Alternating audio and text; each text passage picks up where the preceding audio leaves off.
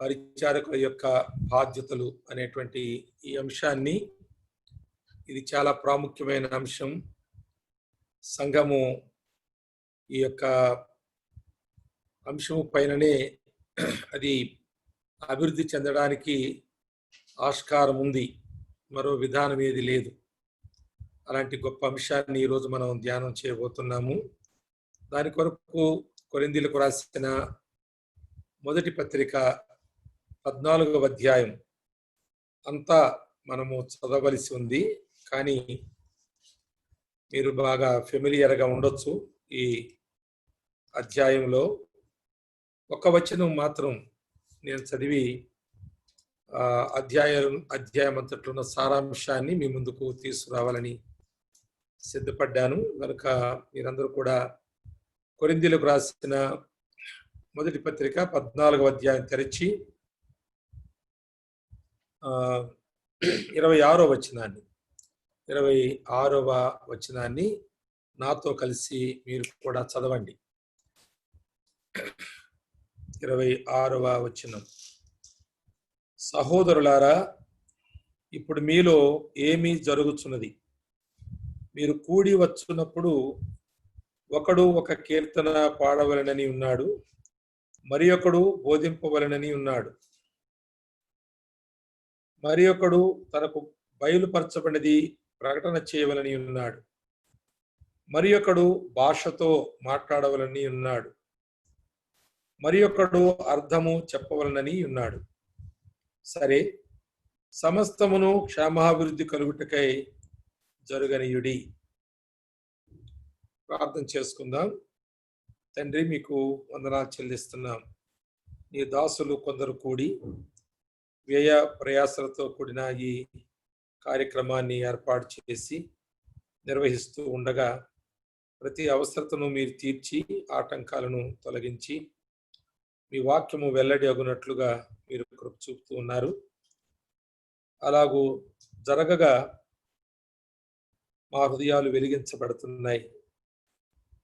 ప్రభు, ఎక్కడ మా ఆధ్యాత్మిక జీవితం చీకటి కోణాలలో పయనిస్తుందో అక్కడ మమ్మల్ని మీరు మీ వాక్యం చేత దర్శిస్తూ ఉన్నారని, ఈ దాసులు చేసిన ప్రార్థన ద్వారా ఇచ్చిన సాక్ష్యాల ద్వారా నేను తెలుసుకుని మిమ్మల్ని స్తుతిస్తూ, ఇప్పుడు కూడా ఈ దాసుడను నన్ను మీరు జ్ఞాపకం చేసుకుని మీరు మీ కార్యమును జరిగించుటకు ప్రభువా మీరు మీ చేతిలో భద్రపరుచుకున్న పాత్రగా, సాధనంగా అంగీకరించి వాడుకోవలసిందిగా, వినుచున్న వారు మేలు పొందినట్లు వారి వారి హృదయాలను కూడా మీరు సిద్ధపరిచి మీ ఆత్మకార్యములో లోపల జరిగించవలసిందిగా ప్రభువును రక్షకుడైన యేసుక్రీస్తు పరిశుద్ధ నామములో ప్రార్థించున్నాం తండ్రి, ఆమేన్.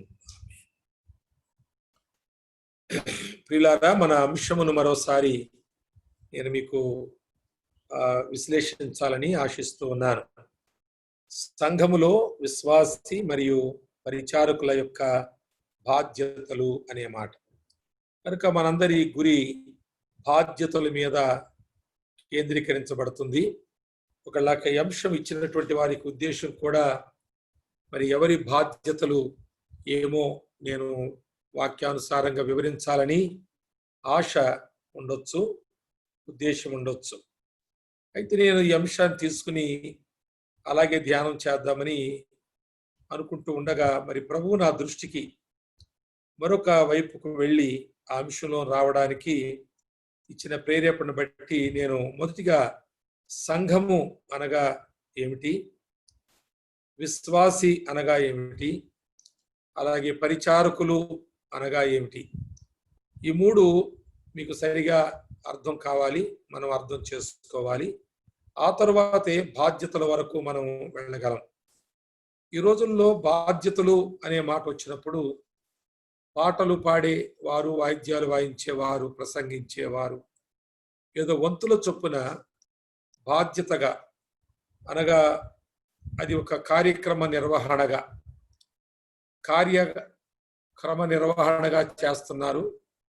కానీ నిజానికి కార్యమేమీ జరగడం లేదు. కార్యక్రమం చాలా బాగా జరుగుతుంది, వెల్ డన్ అన్నట్లుగా జరుగుతూ ఉంది. కానీ దానివలన కార్యము ఏమి జరుగుతున్నట్లుగా అనిపించలేదు. నన్ను ఒకసారి ఒక టీవీ వారు ఇంటర్వ్యూ చేస్తూ నన్ను అడిగిన ప్రశ్నల్లో ఒక ప్రశ్న ఏంటంటే, మీ పరిచర్య ఫలం ఎంత అని అడిగితే, మరి నేను ఒకవేళ ఎక్కువగానే చెప్తున్నానేమో అని 10 నుండి 15% నా పరిచర్య ఫలము.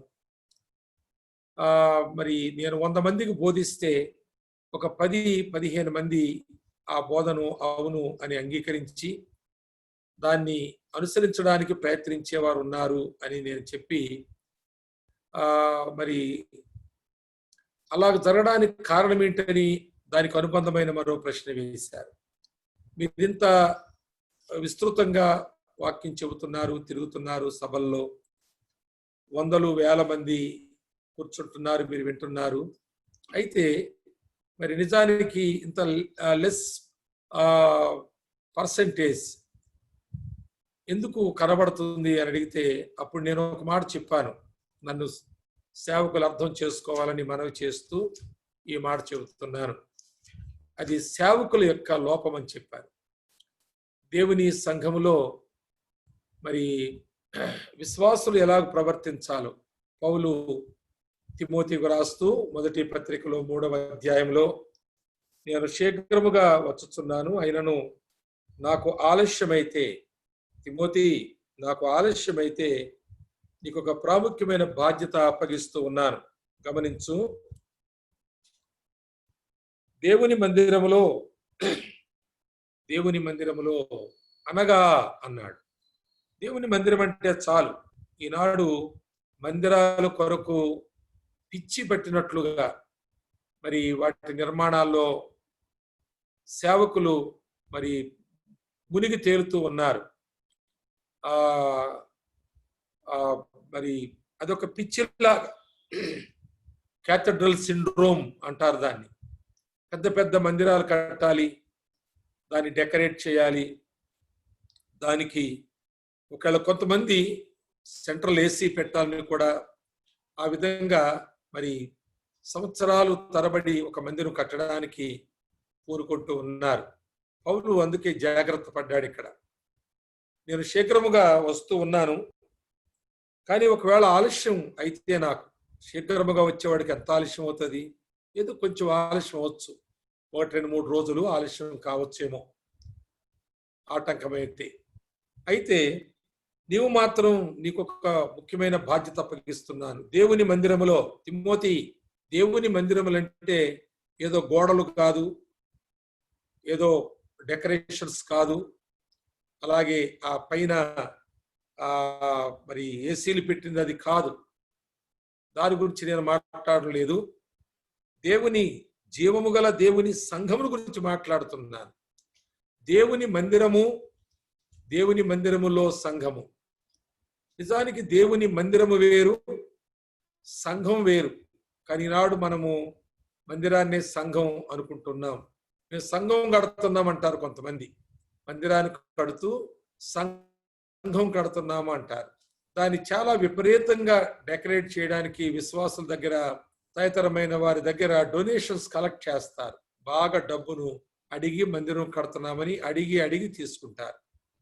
అలాగే కొందరు సంస్థల వారు మందిరం కట్టడానికి కొంత హెల్ప్ చేయొచ్చు, 2-3 లక్షలు హెల్ప్ చేయొచ్చు. అలాంటి సంస్థ కొన్ని గతంలో నేను ఎరుగుదును. కానీ దానికి అడిషనల్ గా వీరు ఇంకో 10-12 లక్షలు ఖర్చు పెట్టి 15-20 లక్షల్లో మందిరాలు కట్ట పూనుకుంటూ ఉన్నారు. ఆ విధంగా విపరీతమైనటువంటి అలంకరణలు చేస్తున్నారు. అది మరి విశ్వాసులకు మందిరం చూస్తే ఎంతో తృప్తిగా, ఎంతో అనుకూలంగా ఉండొచ్చు. కానీ సంఘం ఎలాగుంది అన్నది దాని మీద దృష్టి ఎవరిది కూడా పడకుండా మందిరం మీదనే ఆ సాటిస్ఫాక్షన్ ఉండేలాగా నానా విధాలైన ప్రయత్నాలు చేస్తున్నారు. ఒకసారి నేను ఒక మందిరంలో దేవుని వాక్యం చెప్పడానికి ఆ మందిరం లోపల ఉన్నటువంటి పులిపీడి దగ్గర ఆ స్టేజ్ మీదకి వెళ్ళాను. వాక్యం చెప్పడం నిలబడినప్పుడు మనుషుల దృష్టి నా మీద కంటే, వాక్యం మీద కంటే ఈ మందిరం మీద ఉన్నట్టుగా, ఆ స్టేజ్ డెకరేషన్ ఉన్నట్టుగా నాకు అర్థమైంది. అయితే వాళ్ళు చూపు ఇలాగ స్టేజ్ వైపు ఇలాగా మీరు నన్ను చూస్తున్నారు అనుకుంటా, ఇలా చూస్తున్నారు.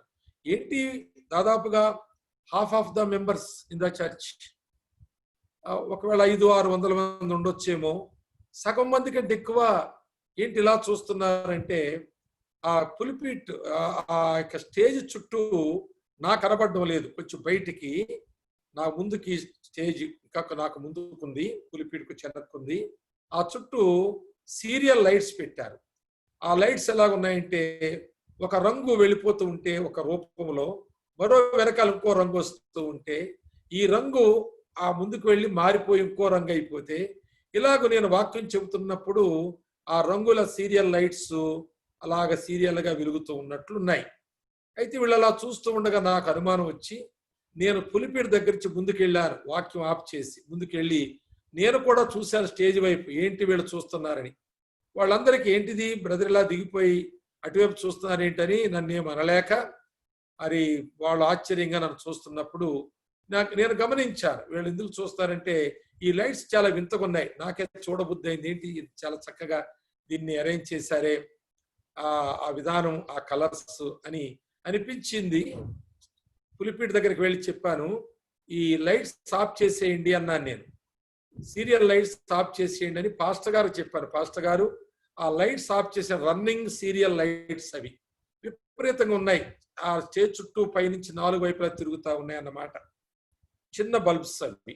అయితే ఆయన కొంచెం అయిష్టంగాని చెప్పారు, బాబు అదంట ఆఫ్ చేసేయి, అదంట ఆఫ్ చేసి అంటే అయిష్టంగా చెబుతున్నాడు. అంటే మేము ఎంతో అందంగా డెకరేట్ చేస్తే ఈ మోటువాడు, ఈ పల్లెటూరు సేవకుడు మేము పిలుచుకోవడం ఎంత తప్పయింది, ఇది ఆఫ్ చేసేయమంటున్నాడు, ఆయనకేం తెలుసు ఇందులో ఉన్న అందం అన్నట్టుగా కొంచెం ముఖం వికారంగా పెట్టి పాస్టర్ గారు అక్కడ ఉన్నటువంటి ఆపరేటర్కి చెబుతుంటే, ఆయన ఏమన్నా అంటే అలాగ ఆఫ్ చేయడం కుదరదండి అన్నాడు ఆయన. అలాగ ఆపితే ఈ లైట్లు కూడా, ఫ్లాష్ లైట్లు కూడా ఆగిపోతాయి అన్నాడు. అప్పుడు నేనేం చెప్పానంటే, నా ముఖం మీద పడే లైట్లు ఆగిపోతాయంటే నేను అన్నాను, బాబు పైన ట్యూబ్ లైట్ చాలు, నా మీద పడే లైట్ అక్కర్లేదు, వాళ్ళ వాక్యం వినేవ్వండి, నన్ను చూడడం ముఖ్యం కాదు, మందిరాన్ని చూడడం ముఖ్యం కాదు, పర్వాలేదు ఆఫ్ చేయండి అంటే, అది ఆఫ్ చేస్తే వీడియోకి పడదండి అంటున్నారు. నేను వీడియోలో పడకపోయినా పర్లేదు, వాక్యం వారి హృదయంలో పడేలాగా చెయ్యండి దయచేసి అని నేను కూడా ఒక మొండి పట్టు పట్టినప్పుడు అసలు ఆ మీటింగు ఒక విధంగా అందరికీ మేలుకరంగా ఉంది, కానీ పాస్టర్ గారికి మాత్రం అది బాధాకరంగా ఉందని నేను గ్రహించాను. తర్వాత నాతో మాట్లాడేటప్పుడు కూడా అంత చనువుగా చక్కగా ప్రేమగా మరి మాట్లాడక ఉండగా నేను ఆ మాట గ్రహించాను. అయితే ప్రియులారా, నేను ఆ టీవీ ఇంటర్వ్యూలో చెప్పిన మాట ఏంటంటే, ఎందుకు నా పరిచర్య 10-15% ఫలించిందంటే అది సేవకుల యొక్క తప్పు అని చెప్పాను నేను. దాన్ని వివరించమంటే నేను కొన్ని మాటల వారికి తెలియచేశాను. అనగా సేవకులే ముందు వాక్యాన్ని అంగీకరించడం లేదు, ఆ వాక్య ప్రకారం నడుచుకునేటట్లుగా వారు తీర్మానం చేసుకుని ఆ విషయాన్ని సంఘానికి చెప్పి, మనం ఏం విన్నాం, ఇప్పటి వరకు ఒక తప్పులో మనం ఉన్నాం, ముఖ్యంగా నేనున్నాను, ఈ అక్రమములో నేనున్నాను, తెలియక ఒక నానుడి విధంగా నేనున్నాను, దాన్ని ఈ రోజు నుంచి నేను మార్చుకుంటున్నాను, నా ప్రియ సంఘమా మీరు కూడా మార్చుకోండి అని చెప్పే సాహసం చేయడం లేదు, అలా ఒప్పుకోలేకపోతున్నారు. అయితే ఒక సేవకుని భార్య నాకు ఫోన్ చేసింది, మీటింగ్స్ అయిపోయి వచ్చేసినటువంటి 5-6 నెలల తర్వాత సేవకుని భార్య ఫోన్ చేసింది. తనంది, అన్నా మీరు ఇక మా దగ్గరకు రానక్కర్లేదు అంది. నేనన్నాను, ఏమ్మా ఏమైంది? నాకు చాలా ప్రియమైన కుటుంబం, ఆనాటికి ఈనాటికి కూడా ప్రియమైన కుటుంబమే, చాలా ప్రేమ గలవాళ్ళు. ఎందుకంటే పాస్టర్ గారు మీరు వెళ్ళిపోయిన తర్వాత నెక్స్ట్ సండే వచ్చింది, బహుశా ఫ్రైడేతో నేను ముగించాను అనుకుంటా మీటింగ్స్. సండే గ్యాదరింగ్ లో ఆయన లేచి ఒక మాట చెప్పారు, అన్న అదేంటంటే, అన్న చెప్పిన వాక్యం అన్నకే సాధ్యం, అది మనకు సాధ్యం కాదు, కాబట్టి మీరందరూ తొందరపడొద్దు, మీరేమి అనుకోవద్దు అని అన్నారట. ఆమె ఆ మాట భర్త ఎదురుగానే చెప్పింది నాకు. నేను ఆయన ఎదురుగానే చెబుతున్నానన్నా, నేనైతే చాలా బాధపడ్డాను, కనుక మీరు ఇక రావద్దు, ఆయన మిమ్మల్ని అన్న అంటాడు, కానీ మరి మీరు మళ్ళా అలా బ్రతిమల్లా రావద్దు అని చెప్పింది నాకు. నేను అన్నాను, ఆయనకి ఇవ్వండి మాట్లాడతానని చెప్పి. తమ్ముడు ఏంటి ఎలాగంటుంది సిస్టర్ అని అడిగితే, అవునన్నా కొంచెం మా వాళ్ళు కొంచెం బెదిరిపోతారేమని భయమై చెప్పనమాట. నిజమే కానన్నా, మరి ఇప్పుడు నేను చెప్పింది సరైంది కాదా అని అడిగాను. అడిగితే సరైందే అన్నా, సరైందే అన్నా, కానీ సంఘం ఒకవేళ అనుసరించలేక. ఏంటి అనుసరించలేక అంటే చెబుతాను వినండి. ఆ రోజు నేను తయారయ్యాను. నేను ట్రైన్కి వెళ్ళాలి. 10 గంటలకు నాకు ట్రైన్ ఉంది, 10:30కు. అయితే నేను మీటింగ్ అయిన తర్వాత తయారై కూర్చుంటే ఒక ఆవిడ వచ్చి, పాస్టర్ గారు మరి ఉదయం 4:30కే మీరు రండి, 4:30కే మీరు రండి, 4:37 2 నిమిషాలకి ఏదో అంది, ఆ సమయాన్ని మీరు ప్రార్థన చేయాలి అంది. ఆమె వెళ్ళిపోయింది. సరే అమ్మమ్మ వస్తాను, నాకు గుర్తుందన్నాడు. నేను అన్నాను, ఏంటి బ్రదరు తమ్ముడు ఏంటది అంటే, అది ఇల్లు కట్టుకుంటున్నారన్నా, ఆ టైంలో వాళ్ళు కొంచెం ఏంటంటే అన్యులైతే కొబ్బరికాయలు అవి పెట్టుకుంటారు కానీ మనం ప్రార్థనతో అని కొంచెం వాళ్ళని పిలిచారు. మరి ఉదయం 4:32 37 అంటున్నారు ఏంటంటే, ఇక అదే అన్నా, ఇక ఉంటాయన్నా ఇలాంటివి ఈ ప్రాంతంలో. అలా కాకపోతే వాళ్ళకి చర్చికి రారన్నా, వేరే పాస్టర్ని పిలిచేసుకుంటారన్నా అని చెప్పాడు. కనుక ప్రియులారా, చాలా మంది సేవకులు ఈ వాక్యాలను బేఖాతరు చేస్తున్నారు. అందుకే వారు సంఘాల్లో సంఖ్య పెరగొచ్చు, వీరి యొక్క జీవన పోషణకు సరిపోయినంత వాళ్ళు సంపాదించుకోవచ్చు. కానీ ప్రభు వచ్చినప్పుడు, నేను ఒక మాట చదువుతాను, తెస్సలోనికైలకు రాసినటువంటి మొదటి పత్రికలో ఆ మాట 3వ అధ్యాయంలో నేను చదువుతాను చూడండి. 12వ వచనం తీసిన వారు మీరు చదవచ్చు, చూడొచ్చు. మొదటి పత్రిక 3వ అధ్యాయము 12వ వచనం గమనించండి ఆ మాటలు. మన ప్రభువైన యేసు తన పరిశుద్ధులతో వచ్చినప్పుడు మన తండ్రి అయిన దేవుని ఎదుట మీ హృదయములను పరిశుద్ధత విషయములో అనింద్యమైనవిగా ఆయన స్థిరపరచుటకై మేము మీ ఎడల ఎలాగూ ప్రేమలో అభివృద్ధి పొంది వర్ధిల్లుచున్నాము, అలాగే మీరును ఒకరి ఎడల ఒకడు మనుషులందరి ఎడలను ప్రేమలో అభివృద్ధి పొంది వర్ధిల్లునట్లు ప్రభువు దయచేయునుగాక అని అన్నాడు. అనగా ప్రభువైన యేసుక్రీస్తు వస్తున్నాడు, ఆయన తన పరిశుద్ధులతో వస్తాడు. అయితే అప్పుడు పరిశుద్ధులైన వారిని ఆయన తీసుకుని వెళతాడు. పరిశుద్ధత విషయమై అనింద్యత అనేది దేవుని సంఘములో ఉండాలి అని తాను తన పరిచర్యలో అలా ఉండుటకు పౌలు కృషి చేస్తూ ఎంత ప్రాధేయపడుతున్నాడో గలతీ పత్రికలో కూడా మనం చూసినప్పుడు ఆయన మాట చెబుతాడు, మీలో క్రీస్తు స్వరూపము ఏర్పరచబడాలి, క్రీస్తు స్వరూపము ఏర్పరచబడాలి. దాని కొరకే నేను ప్రసవ వేదన పడుతూ ఉన్నాను. 4వ అధ్యాయము 19వ వచనంలో నా పిల్లలారా, నా పిల్లలారా అంటే అర్థం ఏంటి? నేను సువార్త చెప్పాను, మీరు రక్షించబడ్డారు, మీరు సంఘముగా గలతీ పట్టణములు ఏర్పరచబడ్డారు. అయితే మీరు నిజంగా ఇంకొక మాట 5వ అధ్యాయంలో చూడండి, 4వ అధ్యాయం 19లో, నా పిల్లలారా క్రీస్తు స్వరూపము మీ అందు ఏర్పడు వరకు మీ విషయమై మరలా నాకు ప్రసవ వేదన కలుగుచున్నది, ప్రసవ వేదన కలుగుచున్నది. అంటే ప్రసవ వేదన కలగడానికి కారణం ఏంటంటే వారు రక్షించబడలేదని కాదు, సంఘములో చేర్చబడలేదని కాదు, కానీ నిజముగా వారు ఇలాంటి మరి అపవిత్రమైన లేక లోక సంబంధమైనటువంటి మాలిన్యములను అంటించుకుని బ్రతుకుతూ ఉన్నారు.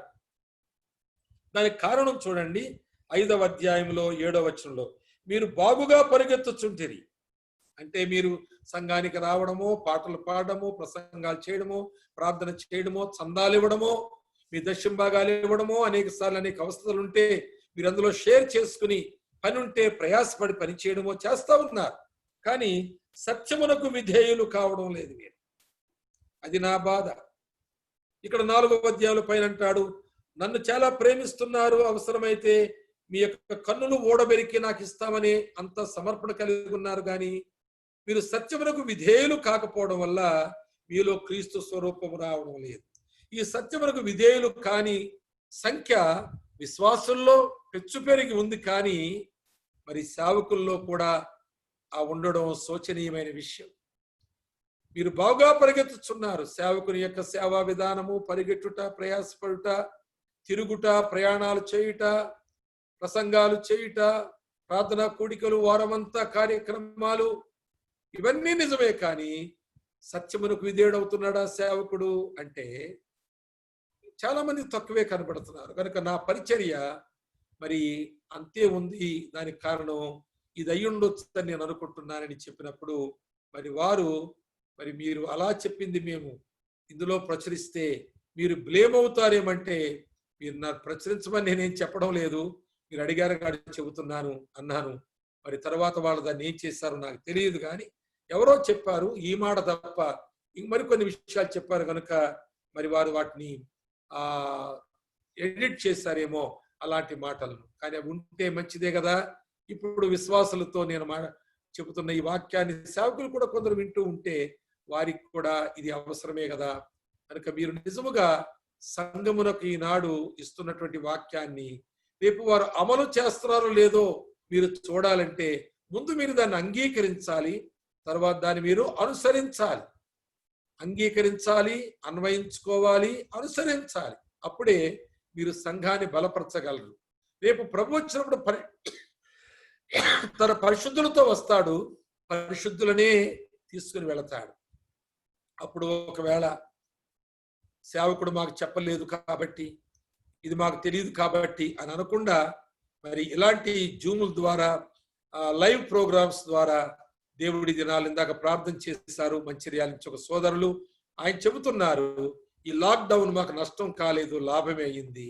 ఇంతమంది సేవకులు మాకు దొరికేవారు కాదేమో, వచ్చేవారు కాదేమో, ఇలాంటి అంశాలు పెట్టుకునేవారం కాదేమో, కానీ ఇలాంటి అంశాలు మాకు దొరుకుతున్నాయి అని ఆ ప్రియులు తోటి దైవజనులు ప్రార్థన చేసినప్పుడు చాలా సంతోషం కలిగింది. కనుక ప్రియులారా, నేను అందుకే కొంచెం నాకు ఎంతసేపు అయినా చెప్పమన్నారు కానీ నేను కొంత లిమిట్ పెట్టుకుని ఉంటున్నాను, కానీ కొన్నిసార్లు ఎక్సీడ్ అవుతున్నాను. ఇక్కడి నుంచి మీరు వాక్యం చెబుతున్నానని అనుకోండి. ఇంతవరకు నేను నా బాధను చెప్పుకున్నాను, లేక జరిగిన నా సేవ ఫలితాలు చెప్పుకున్నాను. ఇప్పటి నుండి దేవుని వాక్యాన్ని జాగ్రత్తగా మీరు వినాలని ఆశిస్తూ ఉన్నాను. కొరింథీ మొదటి పత్రిక 14వ అధ్యాయము 26వ వచనములో మన చదివిన భాగాన్ని మరి 14వ అధ్యాయం అంతా సర్వే చేయడానికి దాన్ని మనం వాడుకుందాం. దానికి ముందు మరి సంఘము అనగా ఏంటి, విశ్వాసులు అనగా ఎవరు, పరిచారులు అనగా వారు ఎలా ఉంటారు అనేది జాగ్రత్తగా మీరు నోట్స్ రాసుకోండి. కొంతమందిని ఈ స్క్రీన్ మీద నేను చూస్తున్నాను, వాళ్ళు వట్టిగా అలాగే కళ్ళు అప్పగించుకుని చూస్తూ ఉన్నారు. ఒక బుక్కు, ఒక పెన్ను దగ్గర పెట్టుకుని నోట్స్ రాసుకోండి. సంఘం అనగా ఈ కొరింథీ మొదటి పత్రిక 1వ అధ్యాయంలోనే 2వ వచనములో చాలా చక్కని వివరణ పౌలు రాశాడు. సంఘము అనగా కొరింథులోనున్న దేవుని సంఘమునకు అని రాస్తూ అనగా అంటున్నాడు. అక్కడ కూడా దేవుని మందిరము అనగా జీవము గల దేవుని సంఘములో జనులు ఎలాగూ ప్రవర్తించాలో అది నీకు తెలియవలని, నీవు వారికి తెలియచేయాలని ఈ సంగతులను నీకు వ్రాయిచున్నాను. ఆ సంఘము సత్యమునకు స్తంభమును ఆధారమునై ఉన్నది.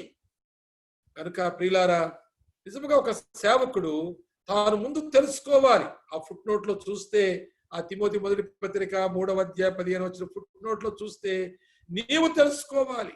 అది నీకు తెలియచేస్తున్నానని కూడా వ్రాయబడింది. వారికి తెలియచేస్తున్నాను అంటే నీకు కూడా తెలియచేస్తున్నాను.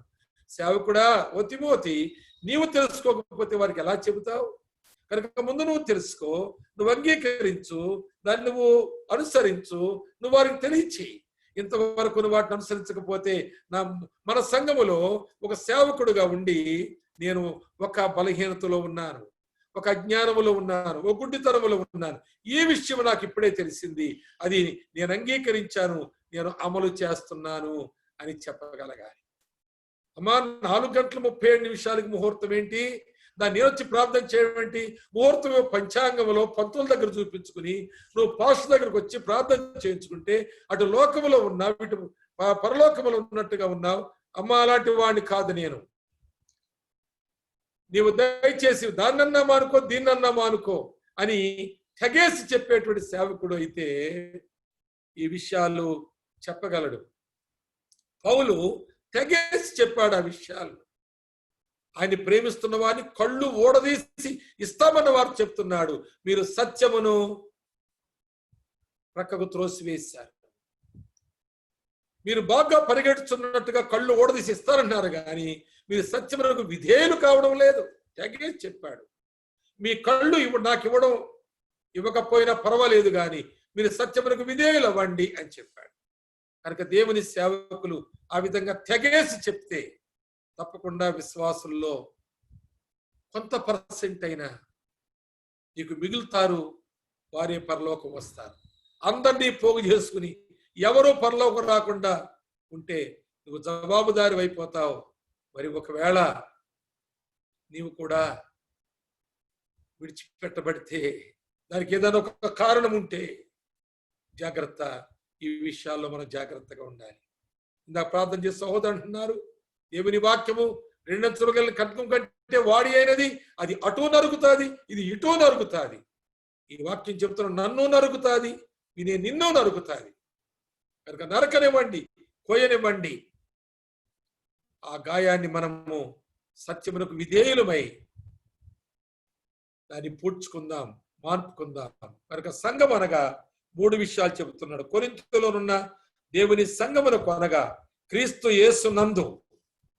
యేసునందు పరిశుద్ధపరచబడాలి. సంఘం అంటే క్రీస్తు యేసునందు పరిశుద్ధపరచబడాలి.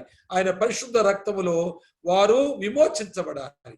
వారి పాపములు కడుగుకొని దేవుని పరిశుద్ధతను వారు ఆయన నుండి పొంది ఆ పరిశుద్ధాత్మ అనేటువంటి వరము ద్వారా ఆ పరిశుద్ధతకు వారు బద్ధులై వారు జీవించడానికి సమర్పణ కట్టుబడి ఉండాలి వారు. అలాంటి గొప్ప పరిశుద్ధత కలిగినదే సంఘం. రెండవది చూడండి, పరిశుద్ధులుగా ఉండుట అనేది. అనగా పరిశుద్ధపరచబడ్డాము మనము ఆయన కృప ద్వారా ఉచితముగా. కానీ పరిశుద్ధులుగా ఉండుటకు మనకు చేత కాదు. అందుకే ఆయన మనకు పరిశుద్ధాత్ముని ఇచ్చాడు. పిల్లల చాలా విచిత్రంగా ఈ మాట ఈ కొరింథీ మొదటి పత్రికలోనే 6వ అధ్యాయంలో మనం ఆ మాట చూసినప్పుడు, మీ దేహము పరిశుద్ధాత్మకు ఆలయము అని అన్నప్పుడు, అని మీరు ఎరుగరా అన్నప్పుడు, మన ఆంతర్యమే కాదు పరిశుద్ధపరచబడింది, ఆంతర్యములో పరిశుద్ధున్న మన శరీరము బలహీనమై మనము జాగ్రత్తగా వినండి ఈ మాట. మనం రక్షించబడినప్పుడు మనలో ఉన్న పాపము తీసివేయబడింది, కానీ పాపమున్న లోకములో నుంచి మనం తీసివేయబడలేదు. కనుక మనం ఇంకా పాపమున్న లోకములో ఏ మంచిది లేని శరీరముతో జీవిస్తూ ఉన్నాం. ఈ పాపమున్న లోకములోని పాపాన్ని, ఏ మంచిది లేని ఈ శరీరము ఆ పాపమును ఆకర్షించే అయస్కాంతము లాంటిది. దానికి విరుగుడు ఏంటంటే పరిశుద్ధాత్ముడు మన దేహములో నివాసం చేసినప్పుడే మనం ఆ పరిశుద్ధతను కాపాడుకోగలుగుతాం, శక్తిని పొందుతాం. అలాగే దేవుని వాక్యమనే ఉదకము చేత మన పరిశుద్ధతను కాపాడుకోగలుగుతాం.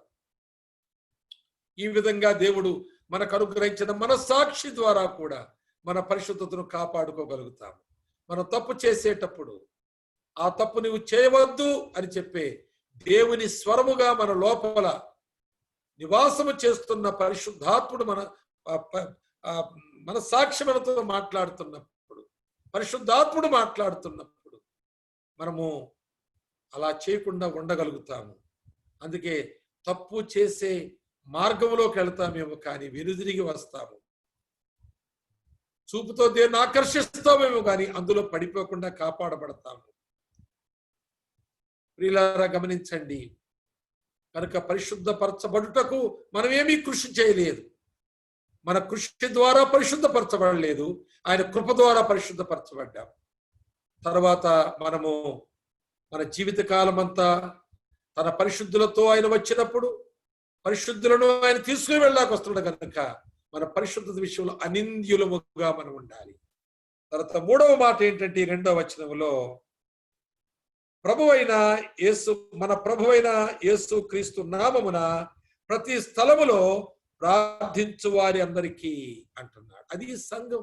సంఘం అనగా క్రీస్తు యేసు రక్తంలో పరిశుద్ధపరచబడింది, పరిశుద్ధులుగా కొనసాగుతూ ఉన్నది సంఘం. అంతేకాదు ప్రభువైన యేసుక్రీస్తు నామములో ప్రతి స్థలములో కూడా, ప్రతి విషయములో కూడా ప్రార్థన చేయుచున్నది. సంఘము ప్రార్థన చేయుచున్నది.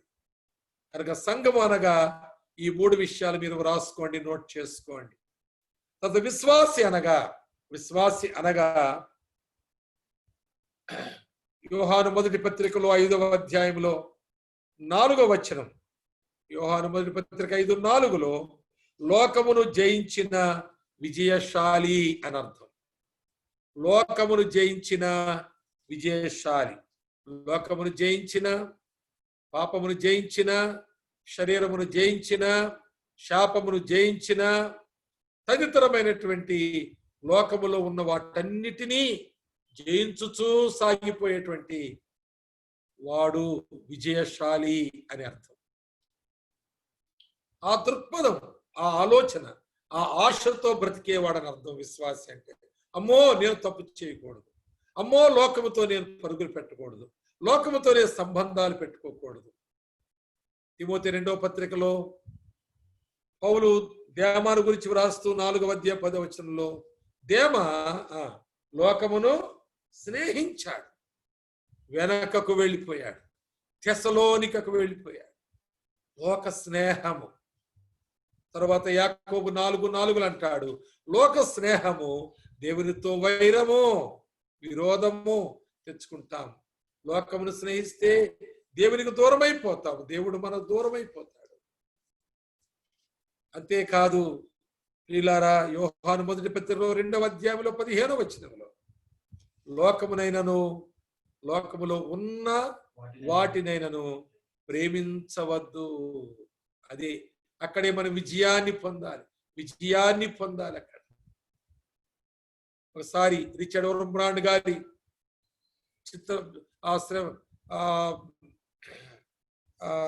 సాక్ష్యము కొరకై చిత్రహింసలు, ఏంటంటే ఏదో పుస్తకం ఉంది, సత్యము కొరకై చిత్రహింసలు అనే పుస్తకం చదవండి ఎప్పుడైనా మీరు. ద ట్రియంఫెంట్ చర్చ్ అని కూడా బుక్ రాశారు ఆయన. చాలా గొప్ప పుస్తకం. సంఘం యొక్క ఆ గొప్పతనం, ఆ ఆధిక్యత, ఆ ఘనత ఎంత గొప్పదో ఆయన రాశారు. చదవండి, అవి దొరికితే వదలకండి.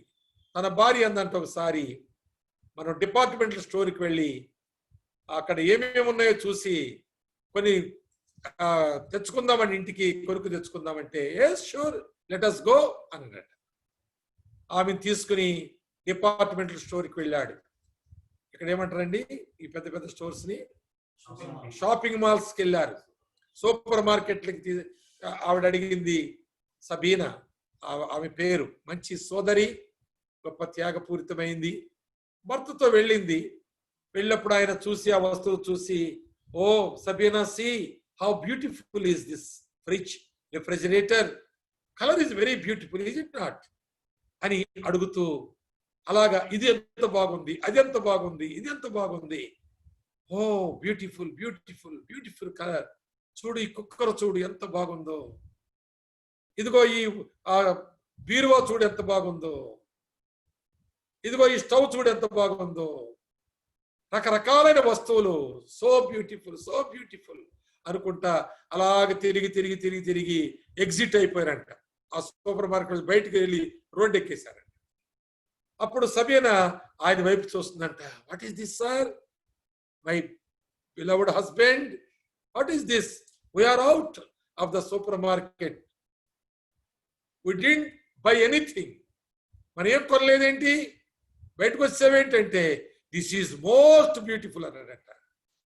This is most beautiful, we have seen everything whatever is there in the departmental store, but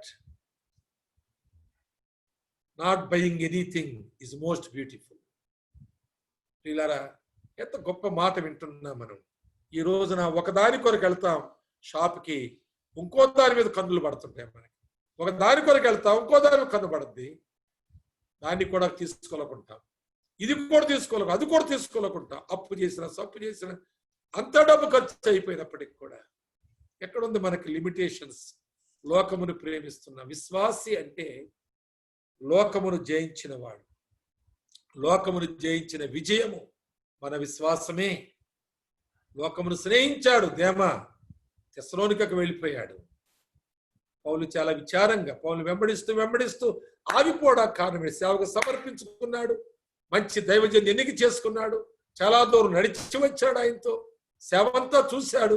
సేవ చేయడాకే ఆయన ముందు కాలం కొరకు కూడా సిద్ధపడున్నాడు. కానీ ఎక్కడో లోకమును స్నేహించాడు, వెనక్కి వెళ్ళిపోయాడు. లోక స్నేహము దేవునితో వైరము. జాగ్రత్త. లోకమునైనను లోకములో ఉన్న వాటినైనను నువ్వు ప్రేమించవద్దు. అప్పుడే నువ్వు విశ్వాసి. విశ్వాసం ఏం చేయాలి? సంఘములో పరిచారులు ఏం చేయాలనేది సబ్జెక్ట్. ఇది అసలు నువ్వు విశ్వాసమో కాదో చూస్తే బాధ్యత వరకు ఎక్కడ పోతావు?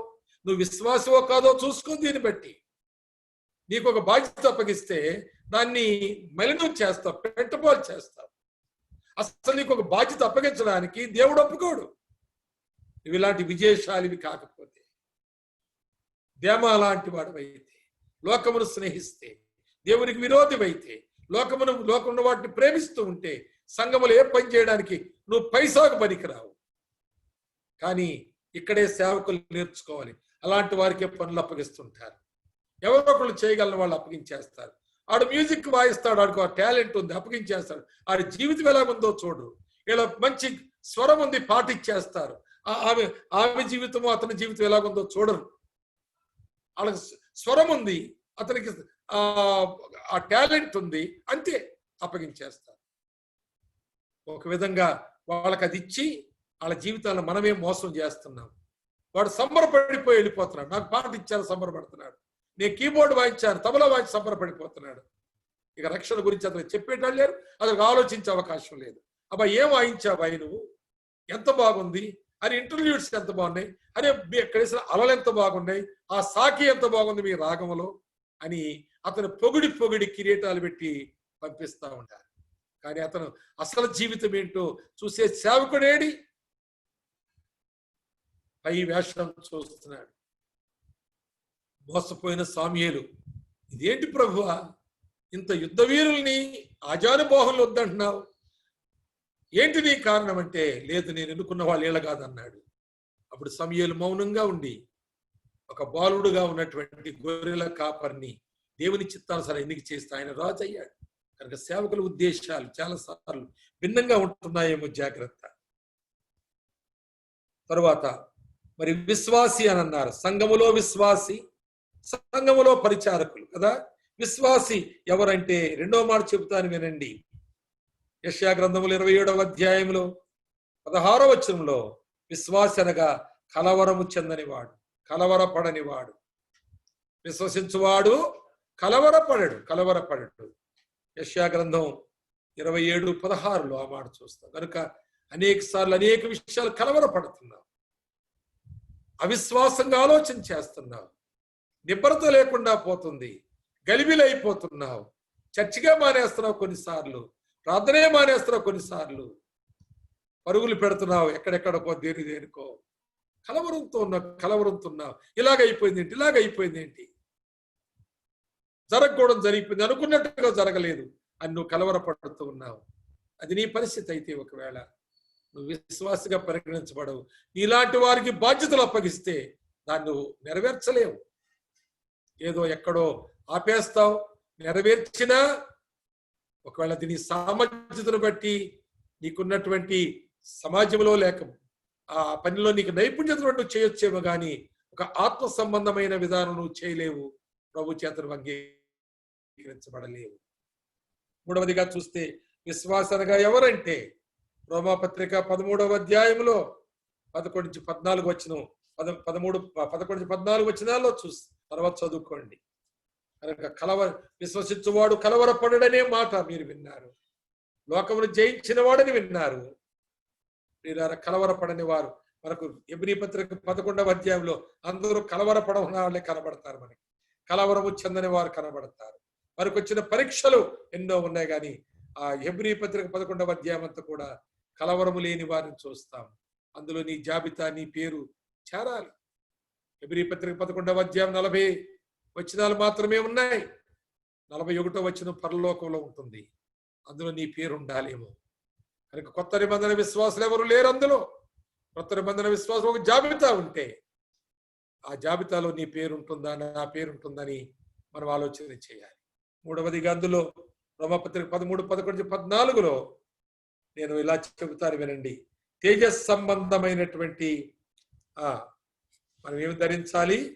తేజస్ సంబంధమైన యుద్ధోపకరణములు ధరించుకొని మనము పగటి యందు నడుచుకున్నట్టు మర్యాదగా నడుచుకోవాలి.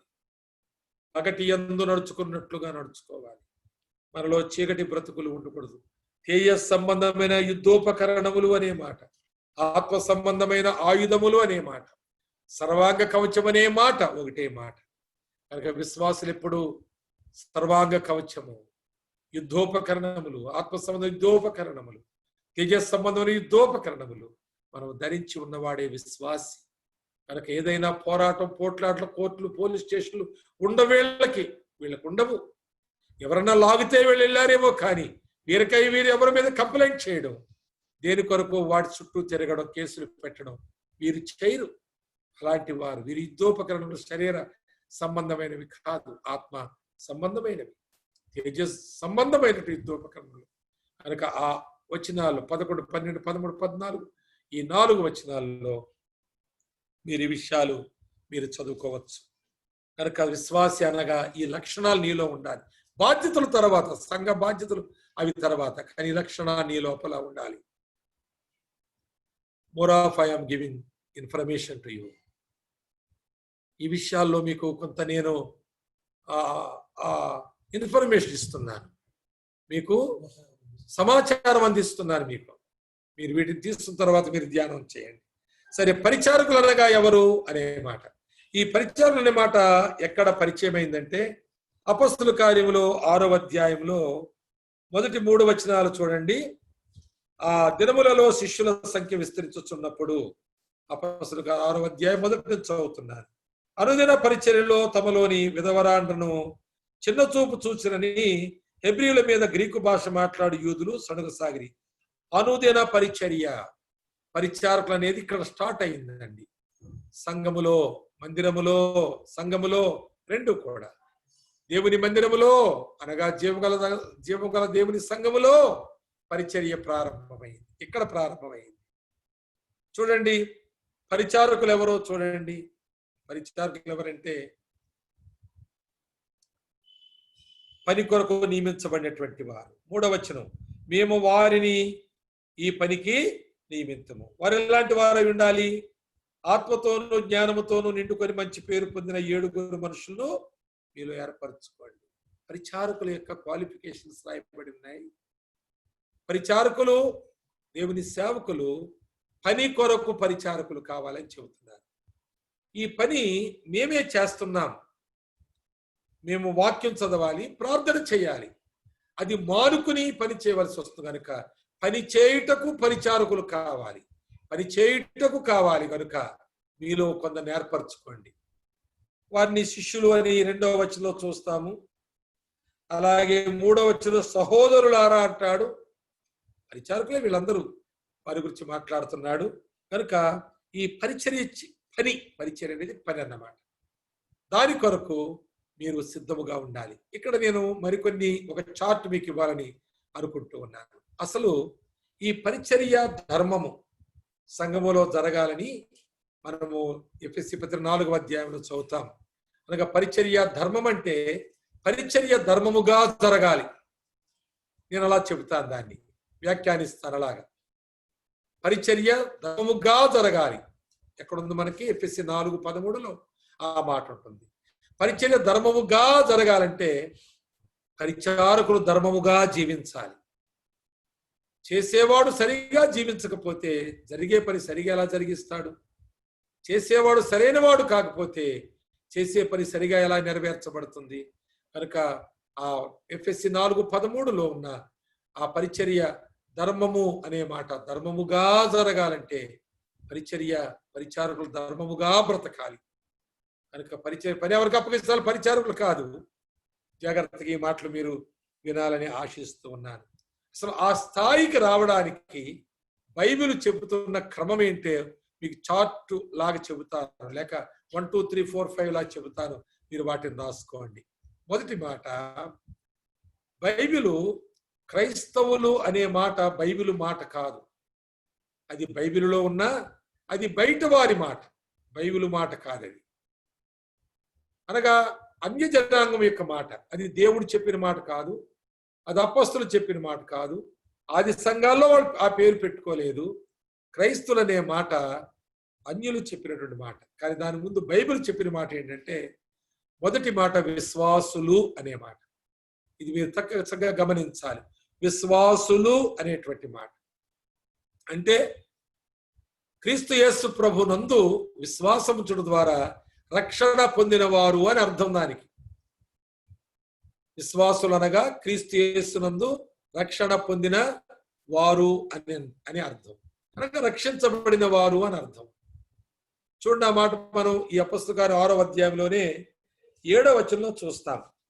దేవుని వాక్యము ప్రబలమై శిష్యుల సంఖ్య యెరూషలేములో బహుగా విస్తరించెను, మరియు యాజకులలో అనేకులు విశ్వాసమునకు, యాజకులలో అనేకులు రక్షించబడిది అని అర్థం అన్నమాట. దానికి అర్థమైందా మీకు?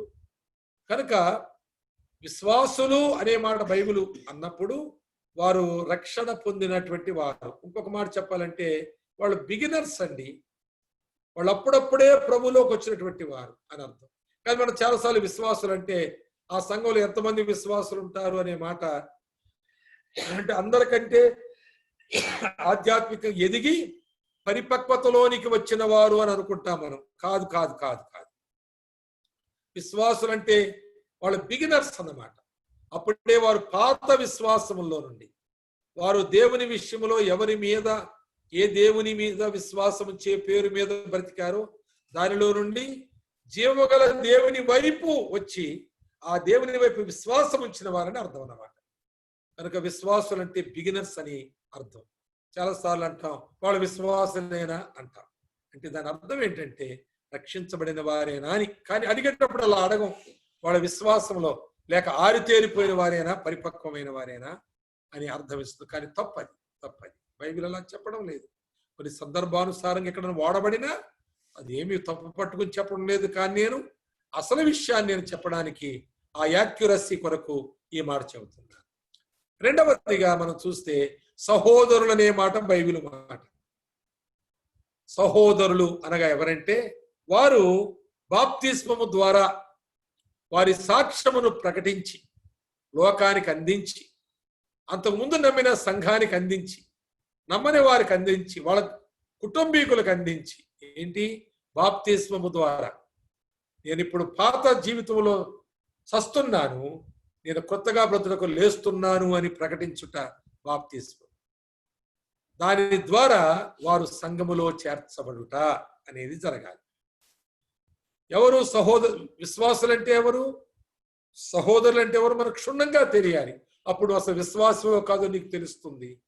అసలు నీవు ఆ సహోదరివో కాదు, సహోదరుడివో కాదో తెలుస్తుంది. ఇవి చక్కగా మీరు అభ్యాసం చేయాలి. వీటిని మీరు తప్పకుండా అన్వయించుకోవాలి. దాన్ని అనుసరించి నువ్వు ఎలాగున్నావో పరీక్షించుకోవాలి. కనుక బాప్తీస సాక్ష్యము ద్వారా అనేకులకు నీ రక్షణను ప్రకటించావు. అప్పుడు నీ హృదయంలో జరిగింది కార్యం. ఇప్పుడు దాన్ని బట్టబయలు చేశావని అర్థం. సంఘములో చేర్చబడిన వారిని సహోదరి సహోదరులని బైబిల్ సంబోధించింది. మూడవదిగా పరిశుద్ధులు అని కూడా బైబిలు సంఘములోని వారిని సంబోధించింది. విశ్వాసులని, సహోదరులని, పరిశుద్ధులని. ఎవరిని పరిశుద్ధులని మరి సంబోధించింది? సహోదరులని మాట కూడా మనం 2వ అధ్యాయంలో చూస్తాం. 2వ అధ్యాయంలో 41-42 వచనాల్లో మనం చూసినప్పుడు అక్కడ ఇంచుమించు 3,000 మంది బాప్తిస్మం పొంది చేర్చబడిరి అని రాయబడింది. చేర్చబడి అంటే కింద 42వ వచనంలో సంఘం ఉంది. అనగా అపొస్తలుల బోధ యందును, పరిశుద్ధుల సహవాసమందును, రొట్టె విరుచుట యందును, ప్రార్థన చేయటి యందును వారు చేర్చబడ్డారు. తరువాత ఎడతెగక ఉన్నారు. అది దాని అర్థం. 42వ వచనం యొక్క అర్థం బాప్తిస్మం పొంది సాక్ష్యం పలికిన వారు, పైగా మూర్ఖులైన ఈ తరం వారికి వేరయ్యారు. ఎలాగా? అరే వద్దు, మన కులంలో బాప్తిస్మ ఆ మతం పట్టిన వాళ్ళు లేరు, అందులో దిగొద్దు, బాప్తి తీసుకోవద్దు, లేకపోతే లోపల నమ్ముకో, లోపల నమ్ముకో, పైకి వద్దు, బహిరంగ వద్దు. మనకు పిల్లనివ్వరు, మనకెవరు చుట్టారంతా విడిపోతారు, మన చావుకు రారు, పుట్టుకు రారు, పండుగలకు రారు, వద్దురా అని మూర్ఖులైన తరం వారికి వేరై నువ్వు రక్షణ పొందాలి అనే మాట బాప్తిస్వం తీసుకున్నప్పుడే అది బట్టబయలవుతుంది. ఆ విధంగా నీవు ఉంటే మూడవ విషయం పరిశుద్ధులు అనే మాట ఎంతో చాలా గొప్ప మాట. ఆ మాట మన ప్రవర్తనలో పెను మార్పు పొందినటువంటి వారు. ఎఫెసీ పత్రిక 2:19 చూడండి. ప్రవర్తనలో పెను మార్పు వస్తే వారిని పరిశుద్ధులుగా బైబిల్ సంబోధించింది. ఎఫెసీ పత్రిక 2:19 ఒకసారి మీరు గమనించండి, చదవండి. కాబట్టి మీరిక మీదట అంతకుముందు పరజనులు, పరదేశస్థులు, మీరు దేవుడు లేని జనులు, కానీ ఇప్పుడు అలా కాదు. మీరు పరజనులను, పరదేశులుగా ఉండక మీరు పరిశుద్ధులతోనూ ఏకపట్టణస్థులను దేవుని ఇంటి వారై ఉన్నారు. అది పరిశుద్ధత. మనము పరిశుద్ధులతో ఏకపట్టణస్థులమయ్యాము. పరలోక పట్టణం. అలాగే మనము దేవుని ఇంటివారమై ఉన్నాము. దేవుని ఇంటివారమై ఉన్నాము. దేవుని ఇల్లు అనగా పరలోక రాజ్యం. అక్కడ పరిశుద్ధులే ఉంటారు. అక్కడ పరిశుద్ధతకు రాయితీ ఉండదు. ఇక్కడ సంఘాల్లో రాయితీలు ఉన్నాయి, మందిరాల్లో సేవకుల దగ్గర రాయితీలు ఉన్నాయి. సరే సిస్టర్, పర్వాలేదులే, అందరూ పొరపాటు చేస్తారు కదా, శరీరంలో ఉన్నాం కదా, లోకంలో ఉన్నాం కదా అనేటువంటి మాటల చేత, దానుడి మాటల చేత, అలాంటి బుజ్జగింపుల చేత వారిని సేవకులు నిమురుతూ ఉన్నారు, బుజ్జగిస్తూ ఉన్నారు. పర్లేని మీరు చాలా మంచివాడు, ఏదో ఒకసారి ఇలా మాట జారారు, కాలు జారారంటూ. జారిన మాట నిజమే, పొరపాటు జరిగిన మాట నిజమే, పర్వాలేదు, వారిని మనం ఆదరించాలి. కానీ వారు మరోసారి చేయడానికి అవకాశం ఉన్నట్లుగా వెంటనే పర్వాలేదులే అన్నట్లు, అయ్యో మీరు ఎలా చేశారా అని నీ గుండె మీద బాదుకుంటూ, అయ్యో నా ప్రయత్నం ఎట్లా నిష్ప్రయోజనం అయిపోయింది, ఇంతకాలం మీకు బోధించిన బోధంత నిష్ప్రయోజనం అయిపోయింది, అయ్యో నా ప్రార్థన నిష్ప్రయోజనం అయిపోయింది, మిమ్మల్ని ఎన్నో సార్లు నేను దర్శించాను, ఎంత నిష్ప్రయోజనం అయిపోయింది. పర్లేదు బ్రదర్, పర్లేదు, నేను ఏడ్చేదంతా నా పరిచయం నిష్ప్రయోజనమైందని, నువ్వు పాపంలో పడిపోవడానికి నా పరిచర్య పనికిరాలేదనే బాధ నాకు కలిగింది. సరే బ్రదర్, ఇక మీదట మీరు అలా ఉండకండి బ్రదర్, నేనేం తేడిస్తే దేవుడు ఎంత ఏడుస్తున్నాడు బ్రదర్ అని అనక, పర్లేలే సిస్టర్, పర్లేలే బ్రదర్, ప్రతిసారి జరుగుతుంది అలాగా, లోకం ఉన్నాం కదా, శరీరం ఉన్నాం కదా అని సరిపెట్టే సేవకుడు అయితే నీ సంఘాన్ని అపవిత్రతలో పోషిస్తున్నావు, నీవు ప్రక్షాళన చేయట్లో అశ్రద్ధగా ఉన్నావు, నీవు జాగ్రత్త వహించాలి. నీ సంఘములో వెలివేయుట అనేది జరిగిందా ఎప్పుడైనా? వెలివేయుట అనే సాంప్రదాయం ఏ సంఘములో లేదో ఆ సంఘములో అపవిత్రత ఏలికగా ఉంటుంది. అపవిత్రులు చలామణి చేస్తున్నారు సంఘాల్లో. అక్రమకారులు ఆ సంఘమును అనేక సార్లు పరిపాలించడానికి కారణమవుతుంది. వారు చలామణి చేసి సంఘమును గలిబిలి చేయడానికి కారణమవుతుంది. సేవకులు ఏడ్చేదంతా వాళ్ళ కొరకే, అలాంటి వాళ్ళ కొరకే. కనుక సంఘములో వెలివేయుట అనే సాంప్రదాయము తప్పనిసరిగా ఉండి తీరాలి. నీ సంఘం ఒకవేళ 2 సంవత్సరాల సంఘం, 10 సంవత్సరాల సంఘం, 20 సంవత్సరాల సంఘం, 30 ఏళ్ళు చెప్పుకుంటున్నామేమో, ఎంతమందిని వెలివేసా ఇప్పటి వరకు? లెక్కల్లో అదొక లెక్క. నీ సంఘం యొక్క ఔన్నత్యాన్ని, నీ స్వచ్ఛతను, నీ సంఘం యొక్క పరిశుద్ధతను, నీ యొక్క భారముతో కూడినటువంటి సేవను కొలిచేది ఈ 20 ఏళ్ల, 30 ఏళ్ల, 10 ఏళ్ల పరిచర్యలో నీ సంఘంలో వెలివేసిన సంఖ్య, వారి సంఖ్య ఎంత ఉంది? ఆ తర్వాత వారి కొరకు ఏం చేశావు నీవు? ఆ తర్వాత వారు ఏమయ్యారు? ఇవన్నీ కూడా లెక్కల్లోనికి రావాలి తప్పకుండా. అలాంటి గొప్ప పరిచర్య జరిగినప్పుడే పౌలు అంటున్నాడు, తిమోతి, దేవుని మందిరం అని నేను అన్నానని ఆ డెకరేటెడ్ టెంపుల్ కొరకు నేను మాట్లాడడం లేదు. ఆ సీరియల్ లైట్స్ పెట్టిన, సెంట్రల్ ఏసీ చేసిన, పైన అది పెట్టిన, ఇది పెట్టిన, బ్రహ్మాండమైన కలర్స్ వేసినటువంటి దాని గురించి నేను మాట్లాడడం లేదు. జీవం గల దేవుని సంఘాల గురించి మాట్లాడుతున్నాను. అలాంటి దేవుని జీవం ఉన్న విశ్వాసం గురించి మాట్లాడుతున్నాను. ఆ సంఘమే సత్యమును స్తంభముగా, ఆధారముగా ఉండగలదు. కనుక ప్రియులారా, పరిశుద్ధత, ప్రవర్తనలో పెను మార్పు వచ్చిన విశ్వాసివిగా నీ ఉన్నావా? క్రైస్తవునిగా నీ ఉన్నావా? విశ్వాసులారా జాగ్రత్తగా వినండి. వ్యక్తిగతంగా పరీక్షించుకోండి. బాధ్యతల వరకు వెళదామలే ముగింపులో, కానీ వ్యక్తిగతంగా పరీక్షించుకోండి. నీవెలాగున్నావు? నీ చుట్టూ దగ్గరగా ఒక గీత గీసుకుని పరీక్షించుకో. వాళ్ళు ఎలాగున్నారో వీళ్ళు ఎలాగున్నారో అని ఆలోచనలు మరిచిపో. నిన్ను పరీక్షించుకుంటే ప్రారంభించు. బోధ ఇవ్వలేదని బాధపడతారు, పాట ఇవ్వలేదని బాధపడతారు, ప్రార్థన ఇవ్వలేదని బాధపడతారు, మాకేం చెప్తా లేదు, మమ్మల్ని నిర్లక్ష్యం చేస్తున్నారు సేవకుడని బాధపడతారు. కానీ మీరు ఈ లక్షణాలు లేవు అని సేవకుడు ఎరుగును కనుక ఇక్కడ ఇవ్వడం లేదేమని అనుమానించుకో. నీవు సరి చేసుకుని సేవకు దృష్టిలో, విశ్వాసుల దృష్టిలో నీవు ఒక మాదిరి గల వ్యక్తివిగా నిలబడాలి. ఆ తరువాత శిష్యులు అనే మాట బైబిల్ చెబుతుంది.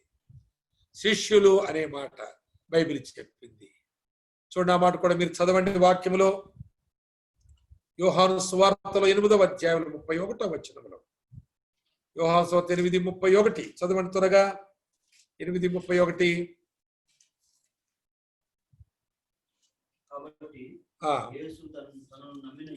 కాబట్టి యేసు తనను నమ్మిన యూదులతో, మీరు నా వాక్యమందు నిలిచిన వారైతే నిజముగా నాకు శిష్యులు. శిష్యులు 2 రకాలు ఉన్నారు. Pseudo disciples, true disciples. Pseudo discipleship, true discipleship, false discipleship. సంఘములో ఉన్నారండి ఈ నకిలీ శిష్యులు ఉన్నారు. నిజముగా మీరు నాకు శిష్యులు కావాలంటే ఒకటే standard. You have to stand and walk in the word of God, according to the word of God. కనుక దేవుని వాక్యానుసారముగా నడుచుకోవాలి. అప్పుడు నా శిష్యుడు అవుతావు. ఎవరో ఒక ఆయనలాగా అన్నాడు, your talk talks, your walk also talks, but your walk talks more than your talk talks అన్నాడు. నీ మాటలు మాట్లాడతాయి, నీ నడవడిక కూడా మాట్లాడుతుంది. కానీ ఒక విషయం జ్ఞాపకం ఉంచుకో, నీ నడవడిక నీ మాటల కంటే ఎక్కువ శబ్దంతో మాట్లాడుద్ది, జాగ్రత్త అన్నాడు. విశ్వాసులు గమనించాలి. అన్య జనాంగం ఈ మాటలు ఒప్పుకోరు, ఆ రీజనింగ్ చేస్తారు, లాజికల్ గా మాట్లాడతారు. But we have no way to reasoning the word of God. దేవుని వాక్యాన్ని రీజనింగ్ చేయడానికి నీకెక్కడుంది శక్తి? నాకెక్కడుంది? అది తప్పు. దేవుని వాక్యం కలిపి చెరపకూడదు. రీజనింగ్ అంటే అర్థం అదే, కలిపి చెరుపుట. కాబట్టి శిష్యులు అనగా నా వాక్యం ముందు నిలిచి ఉంటేనే. 15వ అధ్యాయం చదవండి. 15వ అధ్యాయం యోహాను సువార్త 8వ వచనంలో 15:8 మీరు బహుగా ఫలించుట వలన నాకు శిష్యులు అనబడుదురు అన్నాడు. నాకు శిష్యులు అనబడతారు మీరు బహుగా ఫలించడం ద్వారా. దేవుని మహింపరుస్తారు నిజమే, కానీ నా శిష్యులు అవుతారు. కనుక నిజముగా శిష్యులంటే ఎవరు?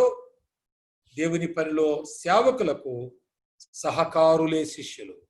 దేవుని పనిలో సేవకులకు సహకారులు శిష్యులు. వారినే వీరే పరిచారకులని కూడా పరిగణించబడతారు. పరిచారకులు బైబిల్ చెప్పిన మాటలండి ఇవి.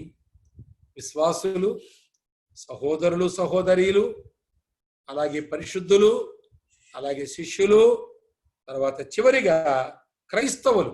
అది అపొస్తలుల కార్యములో 11వ అధ్యాయం 26వ వచనములో క్రైస్తవులు అనేటువంటి మాట. అంతియోక్యలో మొట్టమొదటిగా శిష్యులు క్రైస్తవులు అనబడిది అనే మాట అక్కడ వ్రాయబడి లేదా? కనుక ఎవరన్నారు ఆ మాట? అంతియోక్యలో ఉన్న అన్యులు అన్నారు, లేక యూదులు అన్నారు, నమ్మని వారు అన్నారు. ఎవరినన్నారు? శిష్యులను క్రైస్తవులు అన్నారు. ప్రియులారా, క్రైస్తవ కుటుంబంలో పుట్టినోళ్ళు క్రైస్తవులు అంటున్నాం మనం ఇప్పుడు. కానీ శిష్యులైతేనే కానీ క్రైస్తవులు కాదు. కనుక పరిచారకులు, శిష్యులు అనే మాట అది పెద్ద భేదము లేనటువంటి పదజాలమే. అది ఆ పర్యాయ పదంగా మనం చెప్పుకోవచ్చు. పరిచారకులు, శిష్యులు, డీకన్స్ అండ్ ద డిసైపుల్స్, ఇద్దరు కూడా పర్యాయ పదాలుగా ఇద్దరు పని కూడా ఆ దేవుని సేవకునికి సహకారులుగా ఉండే పని, మందిరములో పని, దేవుని సంఘములో పని. కాబట్టి ఆ శిష్యత్వములకు వచ్చిన తర్వాతే బయట వారు అన్నారు వీరు క్రైస్తవులని. ఇది క్రైస్తవులు ఎక్కడ అనలేదు. బైబిల్లో క్రైస్తవులు అనే మాట 3 సార్లే ఉంది. శిష్యులు అనే మాట, పరిశుద్ధులు అనే మాట, ఆ తర్వాత సహోదరులు అనే మాట, విశ్వాసులు అనే మాట పదే పదే ఉంది క్రొత్త నిబంధనలో. కానీ క్రైస్తవులు అనే మాట 3 సార్లు మాత్రమే ఉంది. ఆ 3 సార్లు కూడా అన్యజనులు పలికినట్లుగా ఉంది, కానీ అది దేవుడు చెప్పిన మాటగా అది లేదు 3 చోట్ల కూడా. ప్రియులారా గమనించండి, ఈ మాటను పట్టుకుని శిరోధారంగా చేసుకుని మన ఊరేగక్కర్లేదు. ఆ మాటను పట్టుకుని ఆ పై మాటలు చాలా ముఖ్యమైనవి. నువ్వు నిజముగా ప్రభువుని యేసునందు విశ్వాసం రక్షించబడ్డావా? బాప్తిసం ద్వారా సాక్ష్యం ఇచ్చి అన్ని ఆటంకాలను జయించి వచ్చి బాప్తిసం సాక్ష్యం ద్వారా నీవు సంఘములో సహోదరిగా పరిగణించబడ్డావా? నీవు పెనుమార్పులు కలిగినటువంటి ఒక నూతనమైన ప్రవర్తనతో పరిశుద్ధత ఆపాదించబడే సాక్ష్యం నీకుందా? నీ మనసాక్ష్యం నీకుందా? అంతేకాదు, దేవుని సేవకునికి సేవలో సహకరించే సమర్పణతో నీవు శిష్యునిగా ఉన్నావా? శిష్యుని గురించి నేను చెప్పేటప్పుడు నేను ఒక 3 మాటల ఏమంటారు డెఫినేషన్ ఇస్తాను. నేను 3 మాటల డెఫినేషన్ నేను ఇస్తుంటాను. నిర్వచనం ఇస్తుంటాను.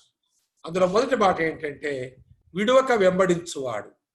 చాలా మంది సంఘాలు మార్చేస్తుంటారు, సేవకుని వదిలేస్తుంటారు, ఎడుకోబోతుంటారు. ఇంకా కాదు అలాంటి శిష్యుడు అంటారు విడువక వెంబడించువాడు. రెండవది విధేయతతో నేర్చుకునేవాడు. అలాగే విసుగక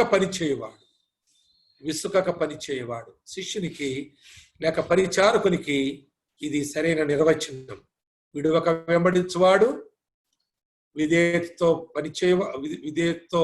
నేర్చుకునేవాడు, విసుగక పనిచేయవాడు. నాకే చెప్తాడన్ని అలా చెప్పకూడదా అని అన్నాడు శిష్యుడైతే తప్పకుండా చేస్తాడు. మా దగ్గర చాలా మంది ఈనాడు మాకు తోటి సేవకులుగా ఉన్నవా కొంతమంది సేవకులు, ఎక్కువ మంది శాతం మా ఇంట్లో సంవత్సరం 2, 3, 4 ఉన్నటువంటి వారి ఆ తర్వాత సేవకి వెళ్ళారు.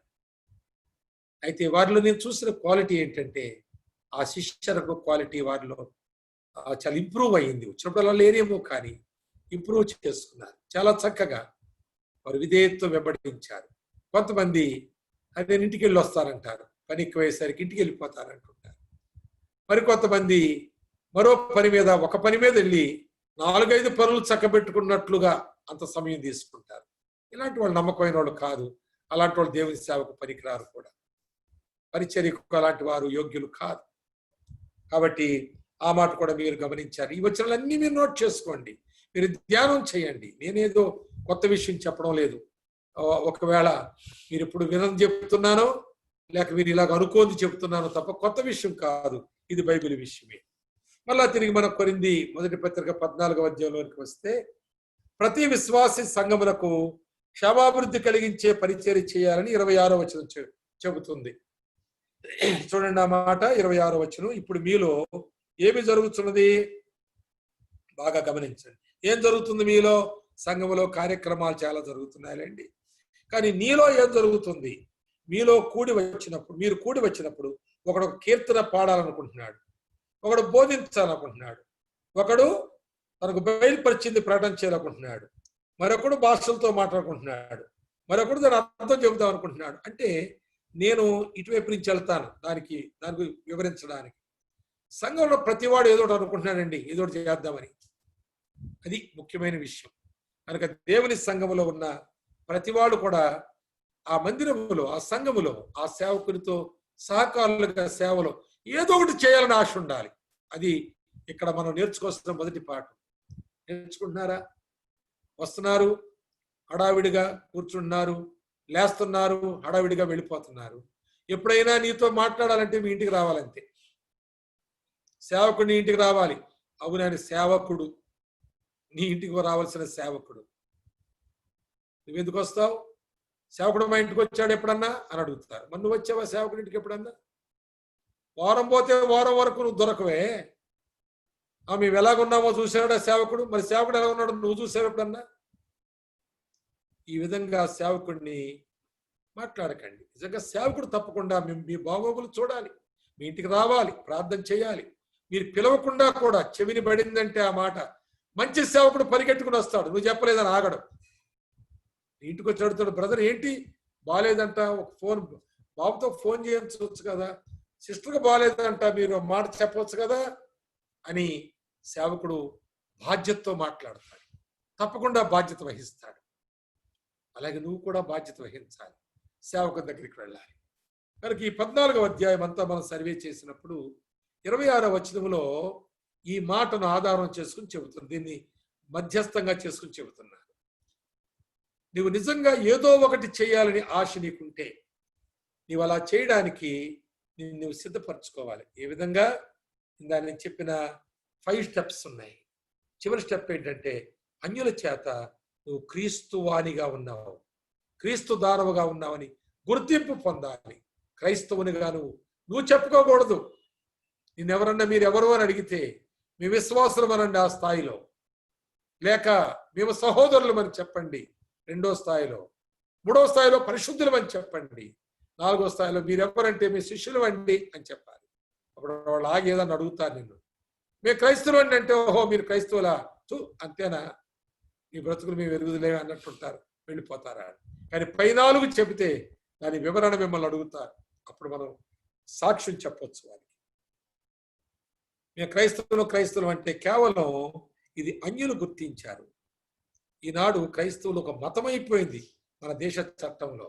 దానికి కారణం ఏంటంటే మనం చెప్పుకుంటున్నాం మేము క్రైస్తవులు అండి, మనం రాసుకుంటున్నాం మేము క్రిస్టియన్స్ అండి, మనం ఫిలప్ చేసుకున్నాం ఆ కాలాన్ని క్రిస్టియన్స్ అని. కానీ మనం క్రైస్తవులుగా పరిగణించబడుతున్నామా? మనం క్రైస్తవులు కాబట్టి క్రైస్తవులు పుట్టాం, క్రైస్తవులు మనం పుట్టినోళ్ళు క్రైస్తవులు, వాళ్ళు పుట్టినోళ్ళు క్రైస్తవులు. పుట్టు క్రైస్తవుడు పుట్టు గుడ్డివాడు అన్నట్టుగా బ్రతకడం కాదు, అది మనం పొందాలి. ఆ తరువాత మనం పరిచర్య చేయాలి. మనమందరం ఏ ఒక్కరూ కూడా మందిరానికి వచ్చిన తర్వాత మందిరానికి సంబంధించింది, సంఘానికి సంబంధించింది, సేవకునికి సంబంధించిన పరిచర్యలో నువ్వు పాలిపప్పులు పొందాలి. ఒకడు ఇలాగ అనుకుంటాడు, ఒకడు అలా అనుకుంటాడు, ఒకడు ఇలా అనుకుంటాడు, మొత్తం అందులో ఉన్న వాళ్ళందరూ కూడా ఏదో ఒకటి చేయాలనుకుంటున్నారు. అది మొదటి ధ్యానం నాకు. సరే, 2వ మాట ఏంటంటే ఇక్కడ నేను చెప్పవలసినటువంటి 2వ మాట, ఈ 14 వచనమంతా క్షేమాభివృద్ధి అనే మాట ఉంది చూడండి, అది 7 సార్లు రాస్తుంది. తర్వాత ప్రవచించుట అనే మాట ఉంది చూడండి, అది 10 సార్లు రాస్తుంది ఆ 14వ అధ్యాయంలో. కనుక నువ్వు ఏది చేసినా గాని ఇక్కడ ఏమన్నాడు చూడండి, 26వ వచనములో చివరి మాట, సరే, పౌలు చెబుతున్న మాట, సరేనండి, సమస్తమును క్షమాభివృద్ధి కలుగుటకే జరగని. నీకు ఏదో ఒకటి చేయాలని ఉండాలి సంఘములో, అది సంఘానికి క్షమాభివృద్ధిని కలిగించాలి. సంఘములో నువ్వు ఏదో ఒకటి చేస్తే సంఘంలో క్షమాభివృద్ధి కలిగించాలి. సంఘమునకు అది ఉపదేశమై ఉండాలి. చూడండి, 2 మాటలు ఉన్నాయి. ఒకటి క్షమాభివృద్ధి, 2వది ప్రవచనం. క్షమాభివృద్ధి అంటే ఏంటో చూడండి, ఇక్కడే చూడండి మీరు. సంఘములో క్షేమము, సంఘమునకు అభివృద్ధి. క్షేమాభివృద్ధి అనగా సంఘములో నువ్వు క్షేమాన్ని కలిగించాలి, సంఘమునకు అభివృద్ధి కలిగించాలి. అందుకే నేను ఒక మాట చెబుతుంటాను, పరిచారకులు అనగా లేక శిష్యులు అనగా సంఘములో క్షేమాన్ని కలిగించేవారు, సంఘానికి వారు అభివృద్ధి కలిగించేవారు. అనగా సంఘములో వారు సాక్షులుగా ఉండాలి, సమాజములో వారు సంఘములో క్షేమాన్ని కలిగించాలి, సమాజంలో వారు సాక్షులుగా ఉండాలి. అక్కడ సాక్ష్యం ఇస్తే కొందరు రక్షించబడతారు, ఇక్కడ సంఘములో సంఖ్యాపరమైన అభివృద్ధి జరుగుతుంది. కనుక శిష్యుల యొక్క పని అది. సంఘమునకు క్షేమాన్ని కలిగించాలి, సమాజంలో సాక్ష్యం చెప్పి అనేక మంది నువ్వు తీసుకుని రావాలి. సంఘములో శిష్యుడిగా ఉండాలి, బయట నువ్వు సాక్షిగా ఉండాలి. అది ప్రతి విశ్వాసి యొక్క ధర్మం.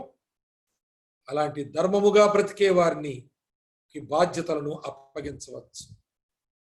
నేను ఇక్కడ బాధ్యతల గురించి ఎక్కువ చెప్పడం లేదేమో, కానీ బాధ్యుల గురించి చెబుతున్నాను. నువ్వు బాధ్యుడవైతే నీ లక్షణాలు ఎలాగున్నాయి అనేది ప్రాముఖ్యమైనటువంటి మాట. మరి ప్రవచించుట అంటే అర్థం ఏంటి? ఇది అధ్యాయంలో చూడండి, ఇది అధ్యాయంలో 3వ వచనంలో సంఘానికి క్షమాభివృద్ధియు హెచ్చరికయు ఆదరణీయు కలుగునట్లు ప్రవచించువాడు 31వ వచనం చూడండి. 31వ వచనం, అందరూ నేర్చుకున్నట్లును అందరూ హెచ్చరిక పొందినట్లును మీరందరూ ఒకరి తర్వాత కూడా ప్రవచించాలి. మీరందరూ మీరు ఏ పని చేసినా ఏ మాట చెప్పినా, ఇంతకీ ప్రవచనం అంటే ఏంటి మనం బాగా అర్థం చేసుకోవాలి. మొదటి మాట, సంఘమును ఆదరించే మాటలు మాట్లాడేవారు లేక బోధ చేసేవారు. ఆ పై వచ్చిన 24లో చూడండి. 24లో అందరూ ప్రవచించుచుండగా అవిశ్వాసైన ఉపదేశం పొందని వాడైన లోపలికి వచ్చినలా అందరి బోధ వలన. ప్రవచనం అంటే ఉపదేశం, అది బోధ. ఆ బోధ ఏం చేయాలి?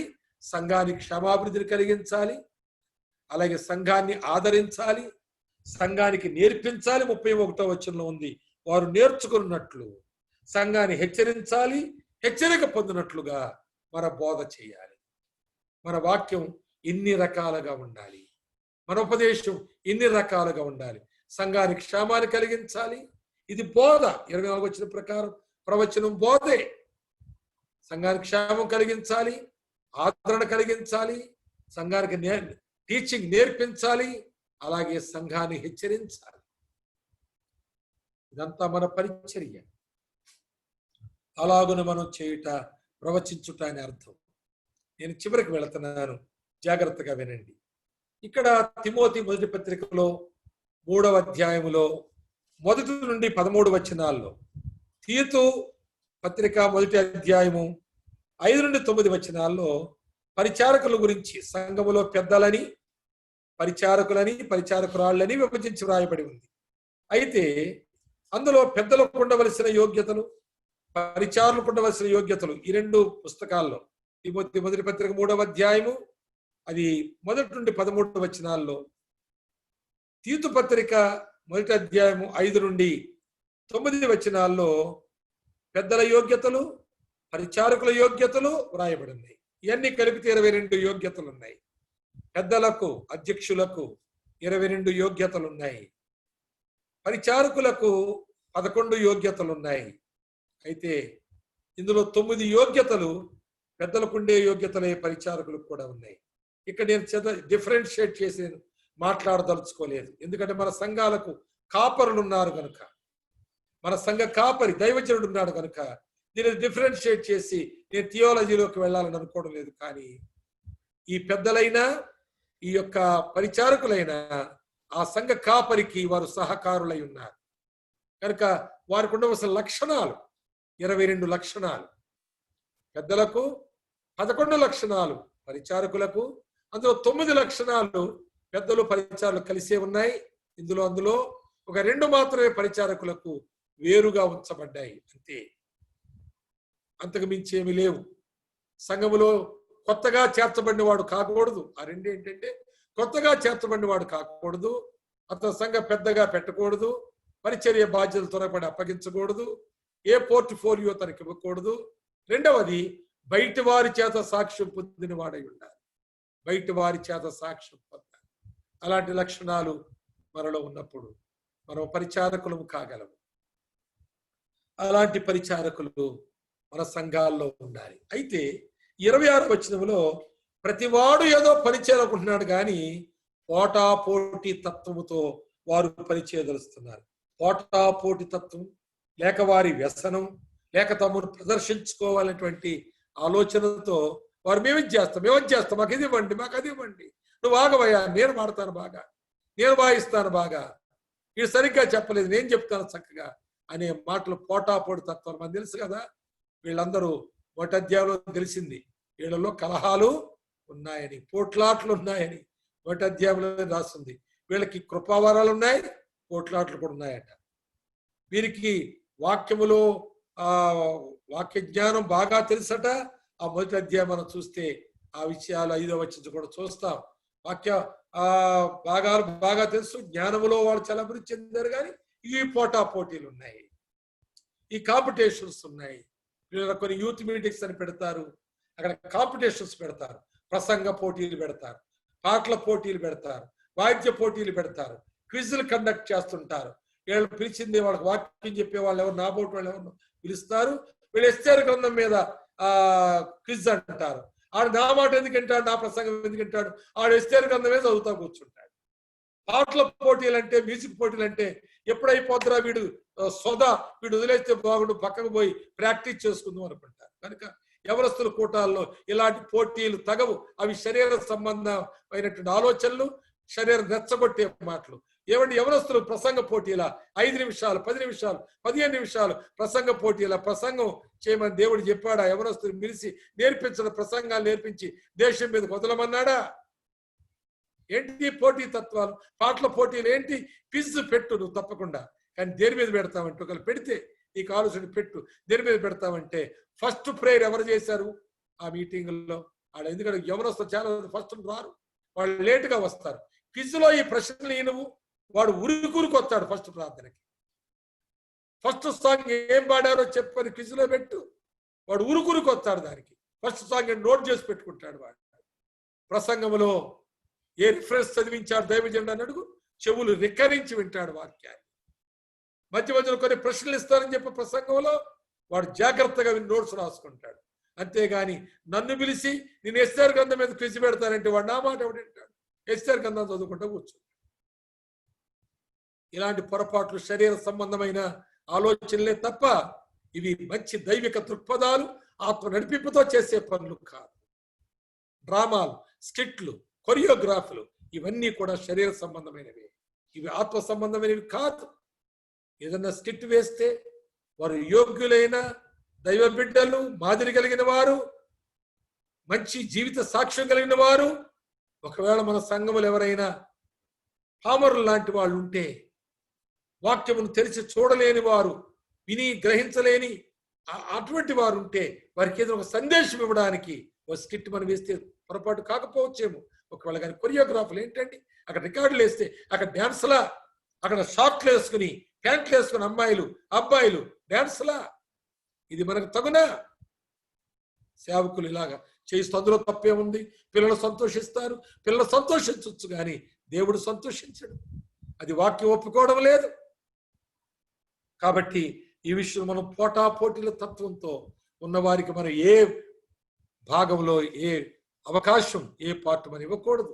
విధేయుడై తను తగ్గించుకొని సాక్ష్యం కలిగి ఉన్నవాడు, మంచి స్వరం ఉంది, ఈయన దగ్గర ఒక మంచి పాట ఉంది అన్నప్పుడు ఆ పాట మనం ఆయన పిలిచిస్తే, అన్నా నేనెందుకులన్నా ఇంకెవరో ఉన్నారు కదా అంటే, ఏ తమ్ముడు మీరు పాడినంటే అప్పుడు నువ్వు ప్రార్థన చేసుకుని సంఘ క్షేమాభివృద్ధి కొరకు నువ్వు ఒక సందేశాన్ని ఇచ్చినట్లుగా భావించి నువ్వు పాట పాడితే నువ్వు దీవించబడతావు, అనేక వాళ్ళు దీవించబడతారు. ట్రాక్ పెట్టుకుని, మ్యూజిక్ పెట్టుకుని, పుస్తకం పెట్టుకుని, ఆడ బైబిల్ కూడా తెచ్చుకొని ఈ పాటలు పాడేవాడు ఆ పాటల పుస్తకం తెచ్చుకుంటాడు, ఆ ట్రాక్ తెచ్చుకుంటాడు, వాడు ఫోన్ తెచ్చుకుంటాడు, ఇది పెట్టు అని కనెక్ట్ చేస్తాడు యాంప్లిఫైర్కి. ఈడక మ్యూజిక్ని బట్టి పాట పాడుతుంటాడు ఊక్కుంటా. ఆ పాట ఏంటో మనకు తెలియదు, ఇచ్చిన పాస్టర్ గారు తెలియదు, అధ్యక్షుడు తెలియదు, ఆ పాట వాళ్ళు ఏమి లాభమో తెలియదు. సరే మీరు పాట పాడతారా పాడండి, కానీ సంఘానికి ఏం క్షేమో చెప్పండి. మీరు ప్రసంగం చేస్తారో చేయండి, సంఘానికి ఏంటో చెప్పండి. మీకేదో బయటపరచబడిందా మీరు చెప్పండి, దానివల్ల సంఘానికి ఏం క్షేమాభివృద్ధో చెప్పండి. పౌలు అంటున్నాడు, సరే మీరు పోట్లాడుకునే మనుషులు, మీ తత్వాలు నాకు తెలుసు, కానీ ఇక్కడ కూడా పోట్లాడుతున్నారు, స్టేజ్ మీద కూడా, మందిరంలో కూడా పోట్లాడుతున్నారు, బయట ఇళ్లలో పోట్లాడుతున్నారు, దేవుని మందిరంలో పోట్లాడుతున్నారు, సంఘంలో పోట్లాడుతున్నారు.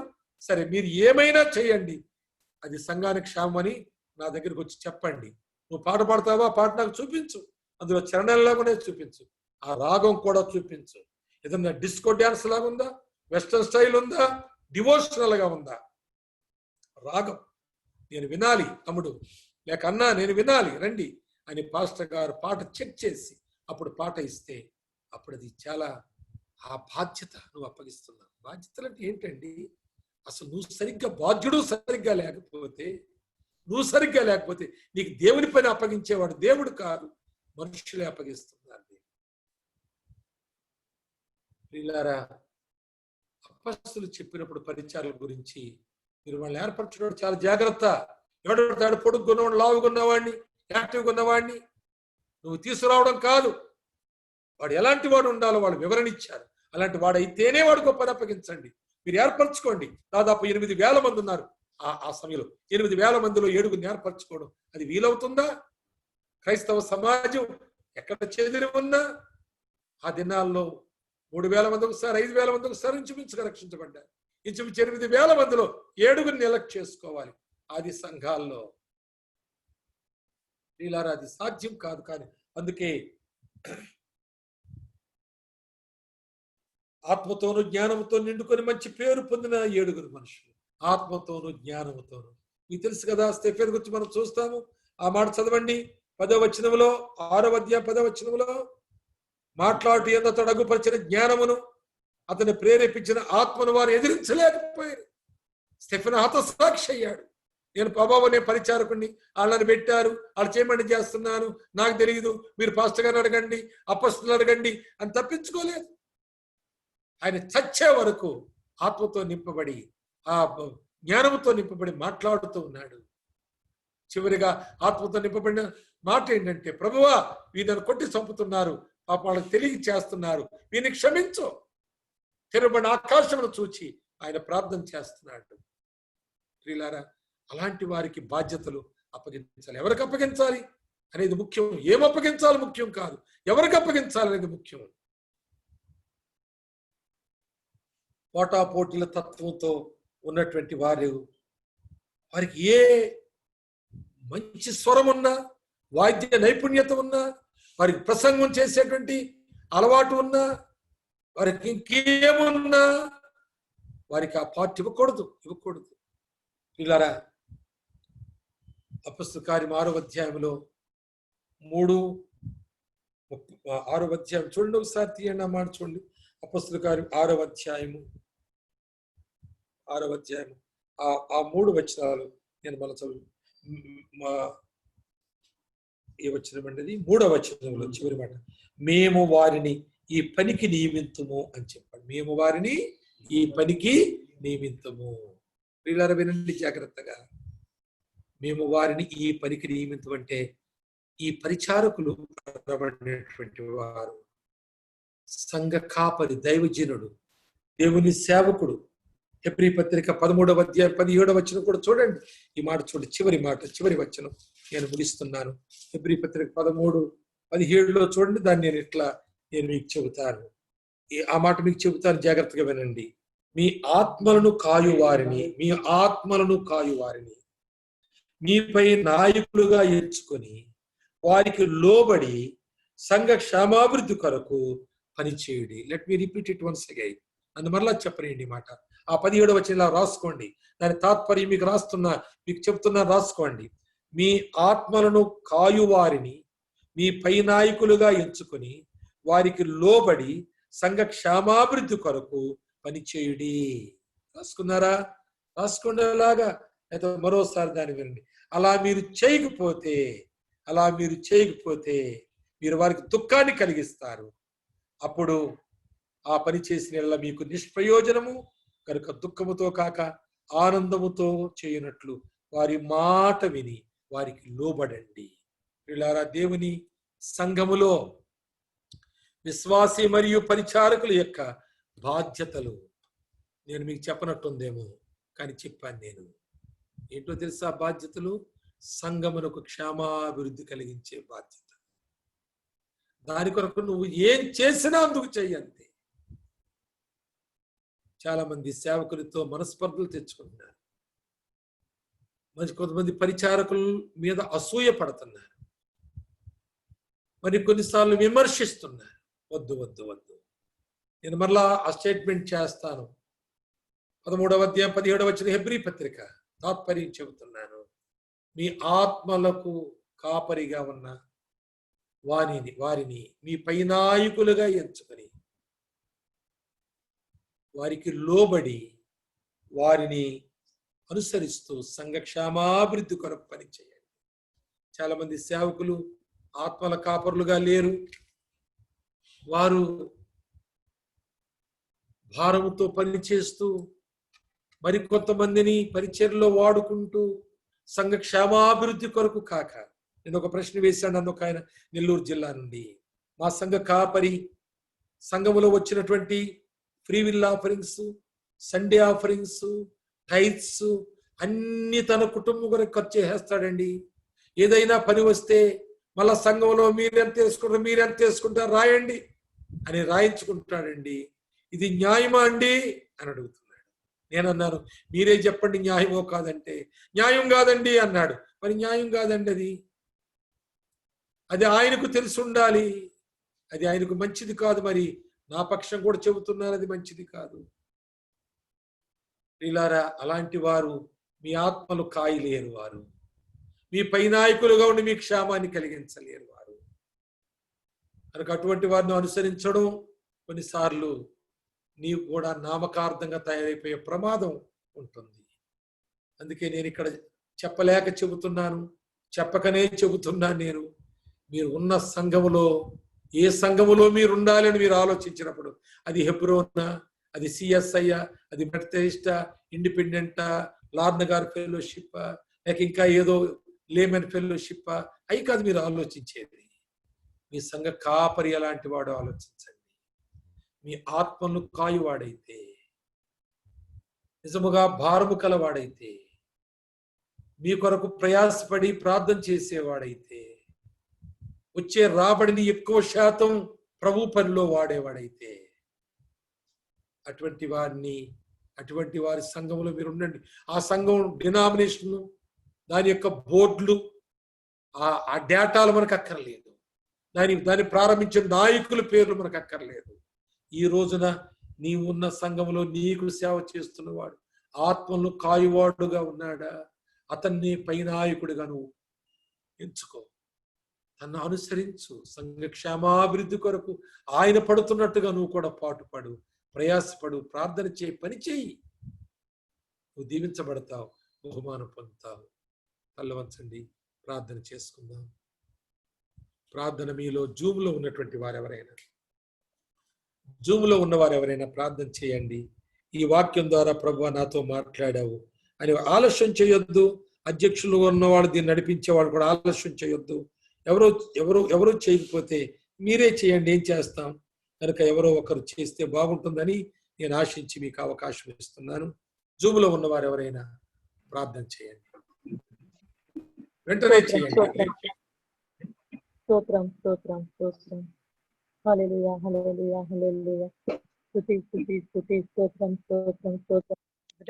వందనాలు, స్తోత్రాలు తండ్రి. నాయన అద్భుతకరుడా, చక్కటి వర్తమానం ద్వారా మాతో మాట్లాడినందుకు నీకు వందనాలు, స్తోత్రాలు. సంఘం ఎలా ఉండాలి ప్రభా, శిష్యులు అంటే ఏంటి, విశ్వాసులు అంటే ఏంటి, పరిచారకులు అంటే ఏంటి ప్రభా, నాయన వాళ్ళ బాధ్యతలు ఏంటి మరి అని ఎంతో చక్కగా నా తండ్రి మీరు వివరించిన దాన్ని బట్టి నీకు వందనాలు, స్తోత్రాలు చెల్లించుకుంటున్నాం ప్రభా. దైవజనులకు తండ్రి మంచి ఆరోగ్యాన్ని, బలన శక్తిని తండ్రి, విన్న వాక్యాన్ని తండ్రి నాయన ఫలింపచే ప్రభా. నాయన విన్న ప్రతి బిడ్డ మీద కూడా నీ ఆత్మాభిషేకం ఉంచండి నాయన. పౌరుషంగా, రోషంగా నా తండ్రి, ఎంచకాలంలో అపాయకరమైన దినాల్లో మేము ఉన్నాం ప్రభా. ఈ సమయంలో మరి తండ్రి సంఘంలో నాయన, సంఘ బిడ్డలుగా, విశ్వాసులుగా ప్రభా నాయన తండ్రి నాయన ప్రభా, అయా పరిచారకులుగా ప్రభా నాయన, అన్యుల చేత క్రైస్తవులుగా అనిపించుకోవడానికి నాయన నీ కృప చూపించండి ప్రభా. అయా నా తండ్రి నీ వాక్యానుసారం జీవించే కృప మా అందరికీ అనుగ్రహించు. అయా చెప్పిన అయ్యగారిని బట్టి నీకు వందనాలు, స్తోత్రాలు నాయన. అయ్యా నాయన విన్న మా అందరికీ కూడా తండ్రి ఆత్మీయమైన మేలు కలుగు చేసి, మా సంఘాలకి క్షేమాభివృద్ధి కలుగు చేసి నడిపించి దీవించమని మా ప్రియ ప్రభు అయిన యేసునామమున మిక్కిలి వినంత బతిమాలు వేడుకుంటున్నాం మా పరమ తండ్రి. ఆమేన్. స్తోత్రములు. మరి దైవజనులు ప్రకాశన్ గారు మంచి వాక్యాన్ని, సంఘం యొక్క మరి వివరణ, విశ్వాసి, పరిచారకులు, శిష్యులు తిరిగి ఈ అనేకమైన విషయాలను స్పష్టంగా తెలియపరిచి ఉంటున్నారు.